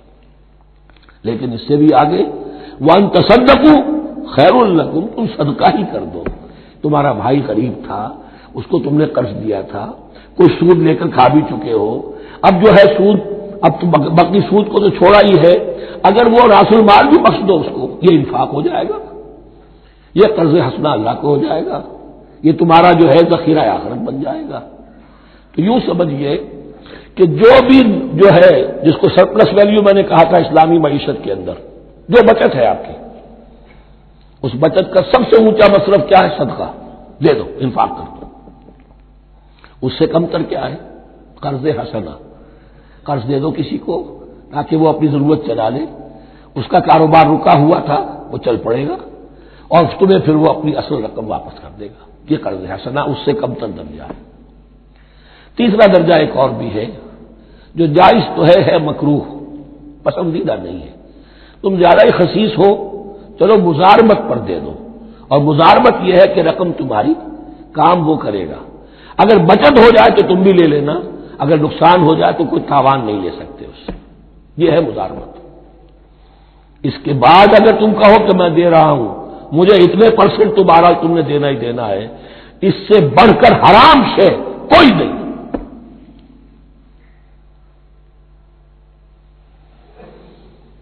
وَإِن كَانَ ذُو عُسْرَةٍ فَنَظِرَةٌ إِلَىٰ مَيْسَرَةٍ، تو اگر وہ ہے مقروض تمہارا وہ تنگی میں ہے تو پھر انتظار کرو، اسے مہلت دو اس کی کشائش تک. وَأَن تَصَدَّقُوا خَيْرٌ لَكُمْ، اور اگر تم صدقہ ہی کر دو، خیرات کر دو، دے دو، بخش دو، وہ تمہارے لیے بہتر ہوگا. ان کنتم تعلمون، اگر تم جانتے ہو، اگر وہ حکمت تمہارے اندر آ گئی ہے، اگر تم اولو الالباب ہو، اگر تم سمجھدار ہو، تو جو کچھ تمہیں بچت اس سے ہوگی، جو اللہ کے ہاں جو ثواب ملے گا، وہ تمہیں یہ رقم واپس لے کر جو ہے اس سے کیا مل جائے گا. وَاتَّقُوا يَوْمًا تُرْجَعُونَ فِيهِ إِلَى اللَّهِ، یہ آیت آخری آیت ہے قرآن کی نزول کے اعتبار سے. آیت ڈرو اس دن سے، تو دیکھیے وہی آیت یاد کیجیے. وَاتَّقُوا يَوْمًا لَا تَجْزِي نَفْسٌ عَن نَفْسٍ شَيْئًا وَلَا يُقْبَلُ مِنْهَا شَفَاعَةٌ وَلَا يُؤْخَذُ مِنْهَا عَدْلٌ وَلَا هُمْ يُنصَرُونَ. وَاتَّقُوا يَوْمًا لَا تَجْزِي نَفْسٌ عَن نَفْسٍ شَيْئًا وَلَا يُقْبَلُ مِنْهَا عَدْلٌ وَلَا تَنفَعُهَا شَفَاعَةٌ وَلَا هُمْ يُنصَرُونَ. وَاتَّقُوا يَوْمًا تُرْجَعُونَ فِيهِ إِلَى اللَّهِ، ڈرو اس دن سے جس دن کے لوٹا دیے جاؤ گے تم اللہ کی طرف. ثُمَّ تُوَفَّىٰ كُلُّ نَفْسٍ مَّا كَسَبَتْ، پھر ہر جان کو پورا پورا دے دیا جائے گا جو کمائی اس نے کی ہوگی. وَهُمْ لَا يُظْلَمُونَ، اور ان پر کوئی ظلم نہیں ہوگا.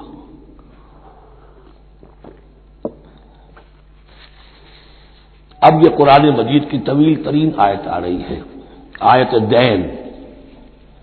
کوئی قرض کا معاملہ ہے، کوئی قرض کا معاملہ ہے کہ آپ نے کسی کو قرض دیا، یا کوئی کاروباری معاملہ ہے، اشتراک ہے جس میں کہ جو بھی ہوگا بعد میں نتائج نکلیں گے. ان سب کے بارے میں حکم ہے کہ لکھ لیا کرو.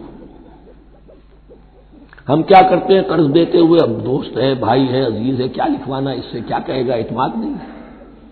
کاروبار شروع ہو گیا، زبانی باتیں کر لی، اس کے بعد رو رہے ہیں، چیخ رہے ہیں، چلا رہے ہیں. جو حدیث میں آتا ہے کہ اللہ تعالیٰ 3 قسم کے لوگوں کی فریاد سنتا ہی نہیں. ایک وہ جو قرض دیتے ہوئے یا کوئی معاملہ کرتے ہوئے لکھواتا تو ہے نہیں اور بعد میں روتا. ایک وہ کہ جو اپنی بیوی کے ہاتھوں تنگ بھی ہے اور شکوہ بھی کرتا ہے، شکایت بھی کرتا ہے، فریاد بھی کرتا ہے، طلاق نہیں دیتا. اللہ نے راستہ کھولا ہوا تمہارے لیے، تو اللہ ویسے لوگوں کی فریاد نہیں سنتا. تیسرا مجھے یاد نہیں. یا ایھا الذین آمنوا اذا تداینتم بدین الی اجل مسمى فاکتبوہ، اے اہل ایمان جب بھی تم کوئی معاملہ کرو قرض کا ایک وقت معین تک کے لیے، تو وقت معین ہونا چاہیے، یہ قرض دے رہے کب واپس ہوگا، فاکتبوہ تو اس کو لکھ لیا کرو، یہ فعل امر ہے، الامر للوجوب، واجب ہے یہ، ولیکتب بینکم کاتب بالعدل، اور چاہیے کہ کوئی لکھنے والا تمہارے مابین عدل کے ساتھ، لکھنے والا کوئی ڈنڈی نہ مار جائے، انہیں بھی چاہیے کہ وہ صحیح صحیح لکھے، ولا یاب کاتب ان یکتب کما علمہ اللہ فلیکتب، اور کسی بھی شخص کو جسے اللہ نے سکھایا ہوا ہے کتابت لکھنے کا کام، تو اس کو انکار نہیں کرنا چاہیے لکھنے سے، اللہ نے اسے یہ علم دیا ہے، اسے چاہیے کہ لکھ دے، اس لیے کہ اس معاشرے میں پڑھے لکھے لوگ تو بہت کم ہوتے تھے، اب بھی یہ ہوتا ہے، عرائض نویس وغیرہ ہوتے ہیں، وثیقہ نویس ہوتے ہیں، پیسے دے کے ان کو جو لکھواتے ہیں، لیکن اگر کوئی وثیقہ نویس جو ہے بے ایمانی کرے اور لکھنے میں کوئی کمی کر جائے تو جو جس کے اوپر ذمہ داری ہے اسے نقصان پہنچ جائے گا۔ وَلْيَكْتُبْ بَيْنَكُمْ كَاتِبٌ بِالْعَدْلِ، اور چاہیے کہ لکھنے والا تمہارے مابین انصاف کے ساتھ لکھے، وَلَا يَأْبَ كَاتِبٌ أَن يَكْتُبَ كَمَا عَلَّمَهُ اللَّهُ فَلْيَكْتُبْ، اور نہ انکار کرے کوئی لکھنے والا اس سے کہ وہ لکھے جیسے اللہ نے اسے سکھایا ہے تو لکھنا چاہیے۔ وَلْيُمْلِلِ الَّذِي عَلَيْهِ الْحَقُّ، لکھتے وقت املا وہ کرائے جس کے ذمے رقم آ رہی ہے، جس پر حق آ رہا ہے، علیہ الحق، وہ لکھوائے، جس کا مال ہے وہ نہ لکھوائے، جس پر ذمہ داری آ رہی ہے وہ لکھوائے، کہ میں کیا ذمہ داری لے رہا ہوں۔ وَلْيَتَّقِ اللَّهَ رَبَّهُ، اور اللہ سے ڈرتا رہے اپنے رب سے، وَلَا يَبْخَسْ مِنْهُ شَيْئًا، اور لکھوانے میں اس میں سے کوئی شے کم نہ کر دے۔ فَإِنْ كَانَ الَّذِي عَلَيْهِ الْحَقُّ سَفِيهًا، اب اگر وہ جو مقروض ہے، جو قرض دے رہا ہے، جس کے ذمے کوئی ذمہ داری آ رہی ہے، وہ ناسمجھ ہے یا بوڑھا ہے، ضعیف ہے، اور لا يستطيع ان يمل، یا اس کے اندر یہ اتنی صلاحیت نہیں ہے کہ املا کرا سکے، یہاں املا کے معنی میں ہے، ہوا فلیملل ولیہ بالعدل، تو اگر وہ نہیں املا کرا سکتا تو اس کا کوئی ولی ہو، اس کا کوئی وکیل ہو، اس کا کوئی اٹارنی ہو، وہ اس کی طرف سے اس کو لکھوائے۔ واستشہدوا شہیدین من رجالکم، یہ ایک آیت چل رہی ہے ابھی، پورے رکوع کے اوپر ایک آیت پھیلی ہوئی ہے، سوائے آخر میں تھوڑا سا حصہ دوسری آیت آئے گی۔ واستشہدوا شہیدین من رجالکم، اور گواہ بنا لیا کرو دو اپنے مردوں میں سے، فإن لم یکونا رجلین، اور اگر دو مرد دستیاب نہ ہو، فرجل وامرأتان، تو ایک مرد اور دو عورتیں، ممن ترضون من الشہداء، اور وہ بھی دونوں کے نزدیک مقبول ہوں شہداء، کہ ہاں دونوں کو اعتماد ہے ان پر۔ اب یہ جو سوال آ گیا کہ ایک مرد کی جگہ دو عورتیں، دو مرد یا پھر ایک مرد کا ہونا تو لازم ہو گیا، محض عورت کی گواہی نہیں چلے گی، لیکن اس کا آیا مسئلہ تھا ہر قسم کے معاملے کا ہے یا قرض اور مالی معاملات میں وثیقہ نویسی کا، یہ ایک علیحدہ مسئلہ ہے، یہ تو باتیں پھر فقہا کے ہاں تفصیل سے ملتی ہیں، لیکن یہ مسئلہ موجود ہے کہ دو مرد، اور اگر دو مرد دستیاب نہ ہو تو ایک مرد اور دو عورتیں، تو سوال تو پیدا ہو گیا کہ کیا عورت کی گواہی عادی ہے؟ ان تضل احداہما فتذکر احداہما الاخری، مبادا ان میں سے کوئی ایک بھول جائے تو یاد کرا دے دوسری۔ عقلی سوال پیدا ہو گیا، کیا مرد نہیں بھول سکتا؟ کیا جواب ہے اس کا؟ جواب یہ ہے کہ واقعتاً اللہ تعالی نے عورت کے اندر نسیان کا مادہ زیادہ رکھا ہے۔ الا یعلم من خلق وهو اللطیف الخبیر، کیا وہی نہ جانے گا جس نے پیدا کیا ہے؟ اس نے پیدا کیا ہے، وہ جانتا ہے۔ نسیان کا مادہ کیوں زیادہ رکھا یہ بھی سمجھ لیجیے، عقلی بات ہے، منطقی بات ہے۔ She has to play the role of number 2، اسے مرد کے تابع رہنا ہے، جو نمبر 2 ہوتا ہے اس کے اوپر اس کے کبھی احساسات کے اوپر، کبھی جذبات کے اوپر کوئی نہ کوئی کوفت، کوئی قدورت آتی ہے، اور اس میں اللہ تعالیٰ نے ان کا سیفٹی والو رکھا ہوا بھول جانا، اگر بھولنا نہ ہو، یاد بازی عذاب ہے یا رب چھین لے مجھ سے حافظہ میرا، یہ نسیان جو ہے یہ بھی ایک بہت بڑی نعمت ہے، ورنہ تو کوئی صدمہ دل سے اتری نا، کوئی غصہ کبھی ختم ہوئی نا، تو بھولنے کا معاملہ یہ سیفٹی ویلو اللہ نے عورت میں زیادہ رکھا ہے، اس لیے کہ اسے مرد کے تابع ہو کر رہنا ہے، اور جب تابع ہو کر رہنا ہے تو اسے زیادہ اس کے احساسات پہ، جذبات پر زیادہ مواقع آئیں گے کہ اس کو کچھ دک پہنچے، اس کے لیے یہ سیفٹی ویل کے نسیان ہے، یہ زیادہ رکھ دیا گیا ہے۔ ان تدل احداہما فتذکر احداہما الاخری. اب یہ کہ اگر یہ بات سمجھ میں نہ آتی تب بھی اللہ کا حکم ہے ماننا ہے. اگر فکس کیپٹل اور فلوئڈ کیپٹل کا فرق سمجھ میں نہیں آتا تب بھی بیع حلال ہے ربا حرام ہے. اللہ خیر اللہ احل اللہ البیع وحرم الربا. لیکن اگر حکمت سمجھ میں آ جائے تو نور علی نور. ولا یاب الشہداء اذا ما دعوا. اور نہ انکار کریں گواہ جب کہ ان کو بلایا جائے. اب گواہی کے لیے بلایا جائے تو گواہ نہیں آ رہے, نخرہ کر رہے, نہیں, ان کو آنا چاہیے. ومن اسلم ممن کتم شہادۃ من اللہ ہے, جو اللہ کی کوئی گواہی جو ہے اگر چھپائی ہے تو بہت بڑا ظلم ہے.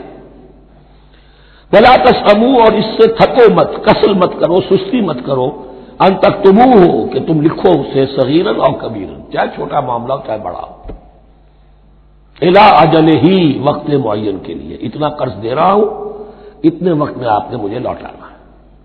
اس کے بعد آپ بڑھا سکتے ہیں, آپ دیکھ سکتے ہیں, اسے مزید مہلت دے سکتے ہیں. ایسے ہی حالات ہے تو آپ معاف بھی کر سکتے ہیں. لیکن یہ کہ جب لکھنا ہے, حکم دیا جا رہا ہے, تو اس میں اجل معین ہو, الی اجل ہی. اور اس میں چھوٹے بڑے کی تفریق نہ کرو, چاہے چھوٹا مسئلہ بڑا لکھ لو. ذالکم اقسط عند اللہ, یہ اللہ کے نزدیک بھی زیادہ مبنی بر انصاف ہے. واقوم للشہادہ, اور گواہی کے لیے زیادہ قوی ہوگا اور زیادہ درست ہوگا. لکھی ہوئی شے ہوگی تو اب معاملہ جو ہے بہت واضح رہے گا, ورنہ زبانی یادداشت کے اندر کہیں کہیں جو ہے تعبیر ہی میں فرق ہو جاتا. وعدنا اللہ ترتابوا, اور یہ اس کے بہت قریب ہے کہ تم بھولو گے نہیں. الا ان تکون تجارۃ حاضرۃ تدیرونھا, الا یہ کہ کوئی لین دین ہو, تجارت ہو جو حاضر ہوتی ہے دست بدست. آپ نے سودا لیا, اس نے پیسے دے دیے, اب کیش بھی وہ دے دیجئے کہ آپ دینا چاہیں تو, ورنہ یہ شریعت میں لازم نہیں ہے. اگر ایسا دست بدست کا معاملہ ہے تو پھر یہ ہے کہ وہ تو ہو گیا ایکسچینج, وہ مال جو ہے دکاندار نے مال دیا, آپ نے پیسے دے دیے, اس کے لکھنے کی ضرورت نہیں ہے. الا ان تکون تجارۃ حاضرۃ تدیرونھا بینکم, تو اگر وہ تجارت ہو کہ نقد تمہاری چلتی ہے, آپس میں لین دین ہو رہا ہے, فلیس علیکم جناح الا تکتبوھا, تو کوئی حرج نہیں ہے تم پر کہ اسے نہ لکھو. واشهدوا اذا تبایعتم, اور گواہ بنا لیا کرو جب کوئی مستقبل کا سودا کرو. یہ بیع سلم جو ہوتی ہے یہ مستقبل کا سودا ہے, قرض کا سودا ہے. بیع سلم بھی ایک طرح کا قرض ہے. آج آپ طے کرتے ہیں کسی شخص سے, کسی کاشتکار سے, زمیندار سے کہ اگلا موسم جو آئے گا فصل کا, گیہوں کی فصل کا, تو اتنے روپے من کے حساب سے 500 من گندم میں آپ سے لوں گا. یہ بیع سلم کہلاتی ہے, اور اس میں لازم ہے کہ پوری قیمت ابھی ادا کر دیں. لیکن اس میں بھی کہ اس وقت آپ کو اتنی گندم دینی ہے, اس کو لکھوا لو اور اس پر 2 گواہ بنا لو. واشهدوا اذا تبایعتم ولا يضار کاتب ولا شہید, اور نہ نقصان پہنچایا جائے کسی لکھنے والے کو یا گواہ کو, اور نہ نقصان پہنچائے کوئی لکھنے والا یا گواہ. یہ ضارہ دونوں کے لیے آ جائے گا, یہ معروف بھی ہے اور مجور بھی ہے. نہ ضرر پہنچایا جائے اور نہ ضرر پہنچائے, نہ کوئی کاتب اور نہ کوئی شہید گواہ. وَإِن تَفْعَلُوا, اگر تم ایسا کرو گے, نقصان پہنچاؤ گے, فَإِنَّهُ فُسُوقٌ بِكُمْ, تو یہ تمہارے لیے بہت بڑے گناہ کی بات ہوگی. وَاتَّقُوا اللَّهَ, اللہ سے ڈرو. وَيُعَلِّمُكُمُ اللَّهُ, اللہ تمہیں تعلیم دے رہا ہے. وَاللَّهُ بِكُلِّ شَيْءٍ عَلِيمٌ, اللہ ہر چیز کا علم رکھنے والا ہے. یہ ایک آیت ہوئی ہے. آخری پارے کی میرا غالب 4 5 6 صورتیں جمع کر لے تو جا کر ہی ایک آیت کا حجم برابر ہوگا. جو میں نے کہا تھا کہ آیات کی تعین توقیفی ہے, یہ ہمارے حساب کتاب سے, گرامر سے, منطق سے, علم بیان سے کوئی تعلق نہیں اس کا. وَإِن كُنتُمْ عَلَىٰ سَفَرٍ, اور اگر تم سفر پر ہو, وَلَمْ تَجِدُوا كَاتِبًا, اب وہاں کو لین دین کا معاملہ ہو گیا, قرض کا ہو گیا, کاتب کوئی ہے نہیں. فَرِحَانٌ مَقْبُوضَةٌ, تو کوئی گروی شے رکھ لو قبضے میں. فلاں شے آپ کے قبضے میں رہے گی, آپ اتنے پیسے مجھے دے دیجئے, میں جب یہ واپس کر دوں گا اپنی چیزیں آپ, میری چیز مجھے لوٹا دیجیے. یہ رہن ہے مقبوضہ. لیکن رہن سے کوئی فائدہ اٹھانے کی اجازت نہیں, وہ سود ہو جائے گا.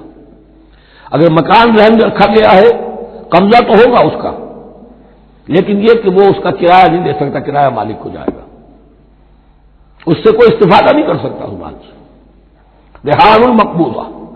فإن أمن بعضكم بعض, پھر اگر کوئی شخص اب اطمینان کرتا ہے اور اعتبار کرتا ہے تم میں سے بعض کسی بعض کا, فَلْيُؤَدِّ الَّذِي اؤْتُمِنَ أَمَانَتَهُ، تو اب چاہیے اس شخص کو کہ جس کے اوپر یہ امانت آئی ہے، اگرچہ اس کے پاس رہن دینے کو کچھ نہیں تھا، یا یہ کہ دوسرے بھائی نے اس پر اعتماد کیا اور اس کی وجہ سے کوئی شے رہن نہیں لی، تو اب اس سے کوئی غلط فائدہ نہ اٹھائے، وہ گویا کہ اس کے پاس جو اس نے قرض لیا امانت ہے، اس کے پاس وہ امین بنایا گیا ہے۔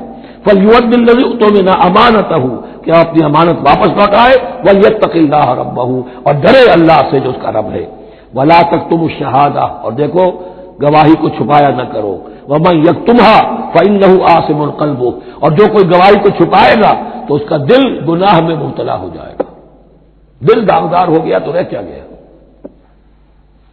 وَاللَّهُ بِمَا تَعْمَلُونَ عَلِيمٌ، اور جو کچھ تم کر رہے ہو اللہ اسے جانتا ہے۔ اللہ کے فضل و کرم سے آخری رکوع پر ہم پہنچ گئے، اور یہ بڑا ایک یوں سمجھیے 3 آیتوں پر مشتمل رکوع ہے، جیسے کہ وہ رکوع جو ہم نے پڑھا تھا جس میں آیت الکرسی 4 آیتیں ہیں وہ، اور یوں کہا جا سکتا ہے کہ یہ 2 رکوع ایک دوسرے کے بالکل بالمقابل ہیں اپنی عظمت میں اور مقام میں۔ آیت الکرسی کی جگہ یہاں ایک دعا کی آیت ہے، جامع ترین دعا جو آئے گی آخری آیت میں، للہ ما فی السماوات و ما فی الارض۔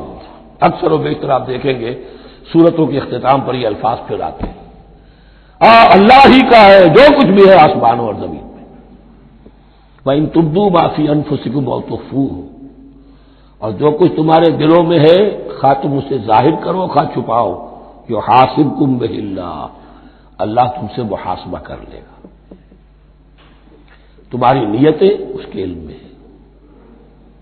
ان اللہ لا ينظر الى صورکم ولا الى اموالکم ولکن ينظر الى قلوبکم واعمالکم، اللہ تمہاری صورتوں کو نہیں دیکھتا، تمہارے مال و دولت کو نہیں دیکھتا، تمہارے دل کو دیکھتا ہے، تمہارے اعمال کو دیکھتا ہے۔ تو دل میں جو کچھ ہے خواہ کتنا ہی چھپا لو، اللہ کے محاسبے سے نہیں بچو گے۔ فَيَغْفِرُ لِمَن يَشَاءُ وَيُعَذِّبُ مَن يَشَاءُ، پھر وہ بخش دے گا جس کو چاہے گا اور عذاب دے گا جس کو چاہے گا۔ اختیار مطلق اللہ کے ہاتھ میں ہے۔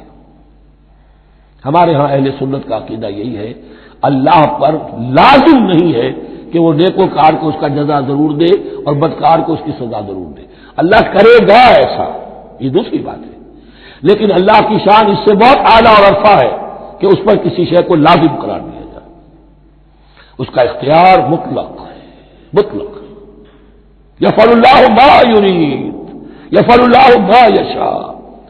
اہل تشیع کا کہنا یہ ہے کہ اللہ پر عدل واجب ہے، اہل سنت کہتے ہیں اللہ عدل کرے گا، جزا و سزا میں عدل ہوگا، یہ ہم مانتے ہیں، واقعہ ہے، لیکن ہم یہ نہیں کہتے کہ اللہ پر عدل واجب ہے، اللہ پر کوئی شے واجب نہیں، بلکہ اللہ نے تو کتب علی نفسہ رحمہ، اپنے اوپر واجب کیا ہے رحمت کو۔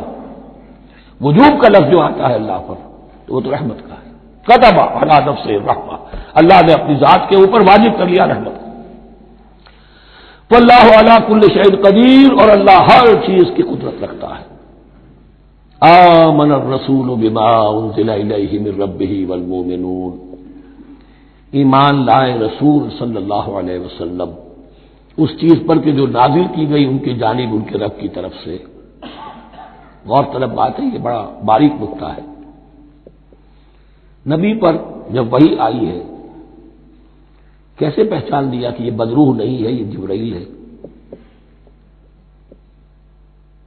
آخر کوئی اشتباہ بھی تو ہو سکتا تھا، پہلا تجربہ تھا، اس سے پہلے نہ آپ نے کہانت سیکھی، نہ آپ نے کوئی اور اس طرح کی نفسیاتی ایکسرسائزز کی، آپ تو کاروباری آدمی تھے، ایک بہت ہی بھرپور زندگی گزار رہے ہیں، اہل و عیال والے ہیں، کاروبار کر رہے ہیں، ہائی ایسٹ لیول کا کاروبار ہے، تو فطرت جو ہے وہ پہچانتی ہے، نبی کی فطرت وہ اتنی پاک اور صاف ہوتی ہے کہ اس کے اوپر کوئی بدروح کا کوئی اثر ہو ہی نہیں سکتا۔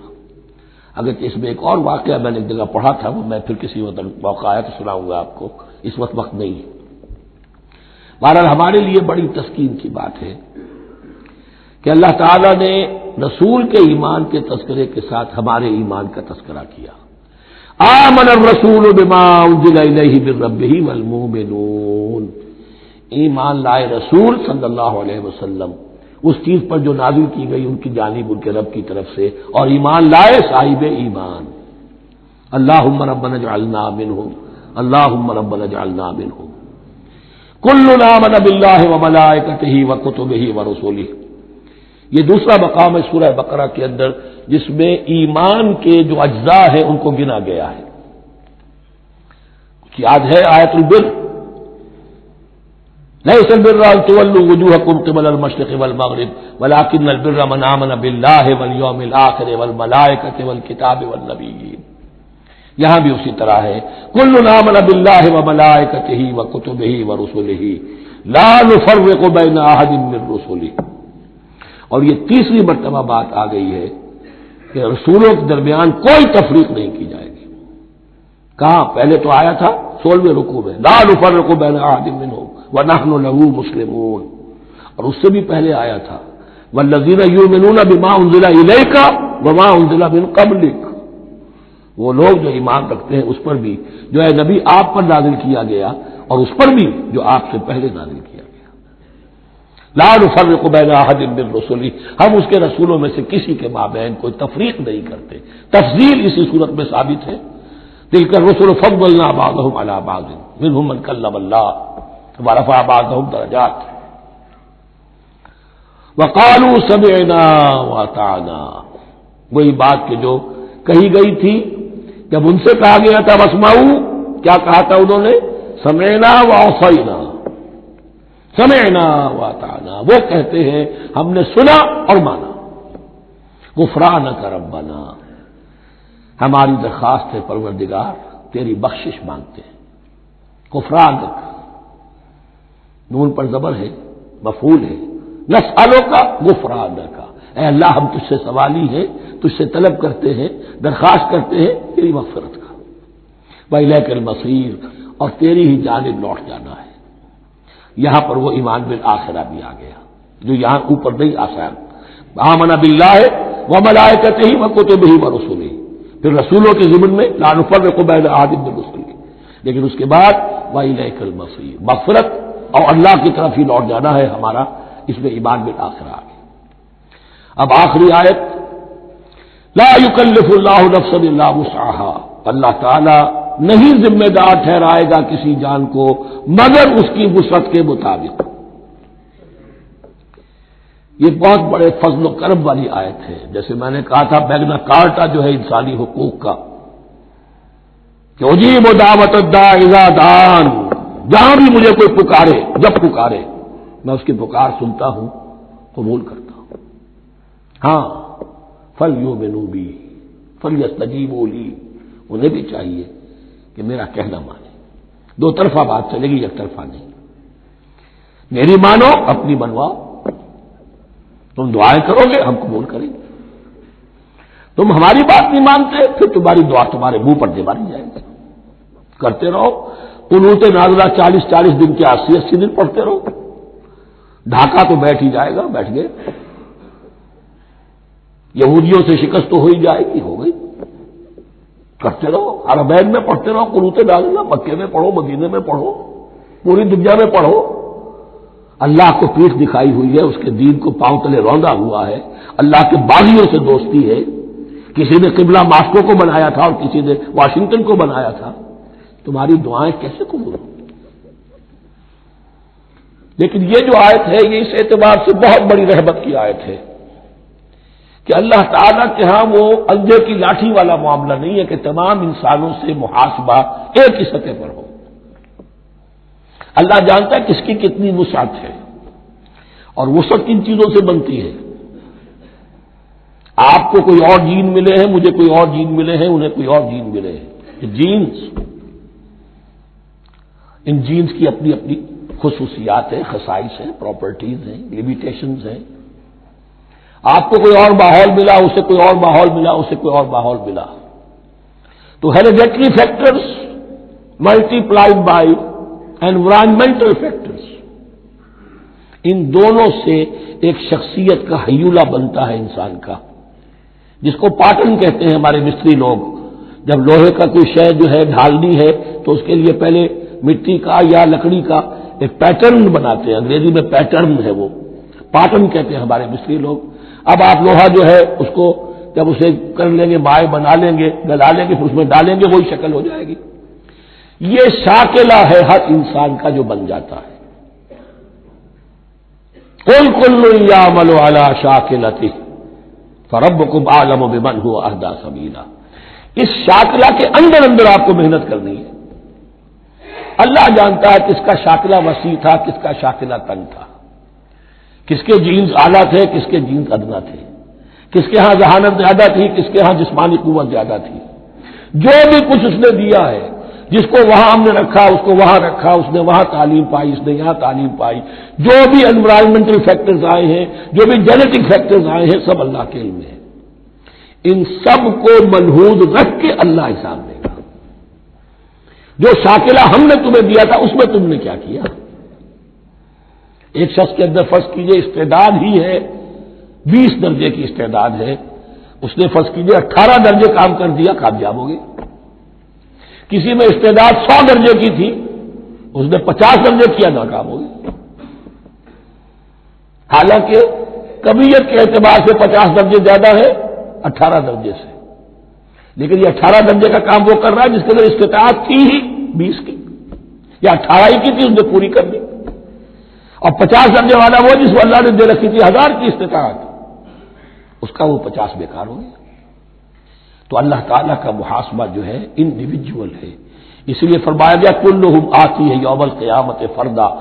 ان میں سب لوگ اس دن قیامت کے دن سب آئیں گے اکیلے اکیلے، تنہا تنہا. ہر ایک کا حساب ہوگا وہاں، اور ہر ایک کا حساب ہوگا لا یکلف اللہ نفسا الا وسعها. اللہ ذمہ دار نہیں ٹھہرائے گا کسی بھی جان کو مگر اس کی وسعت کے مطابق. البتہ اس کا ایک ریورس ہے.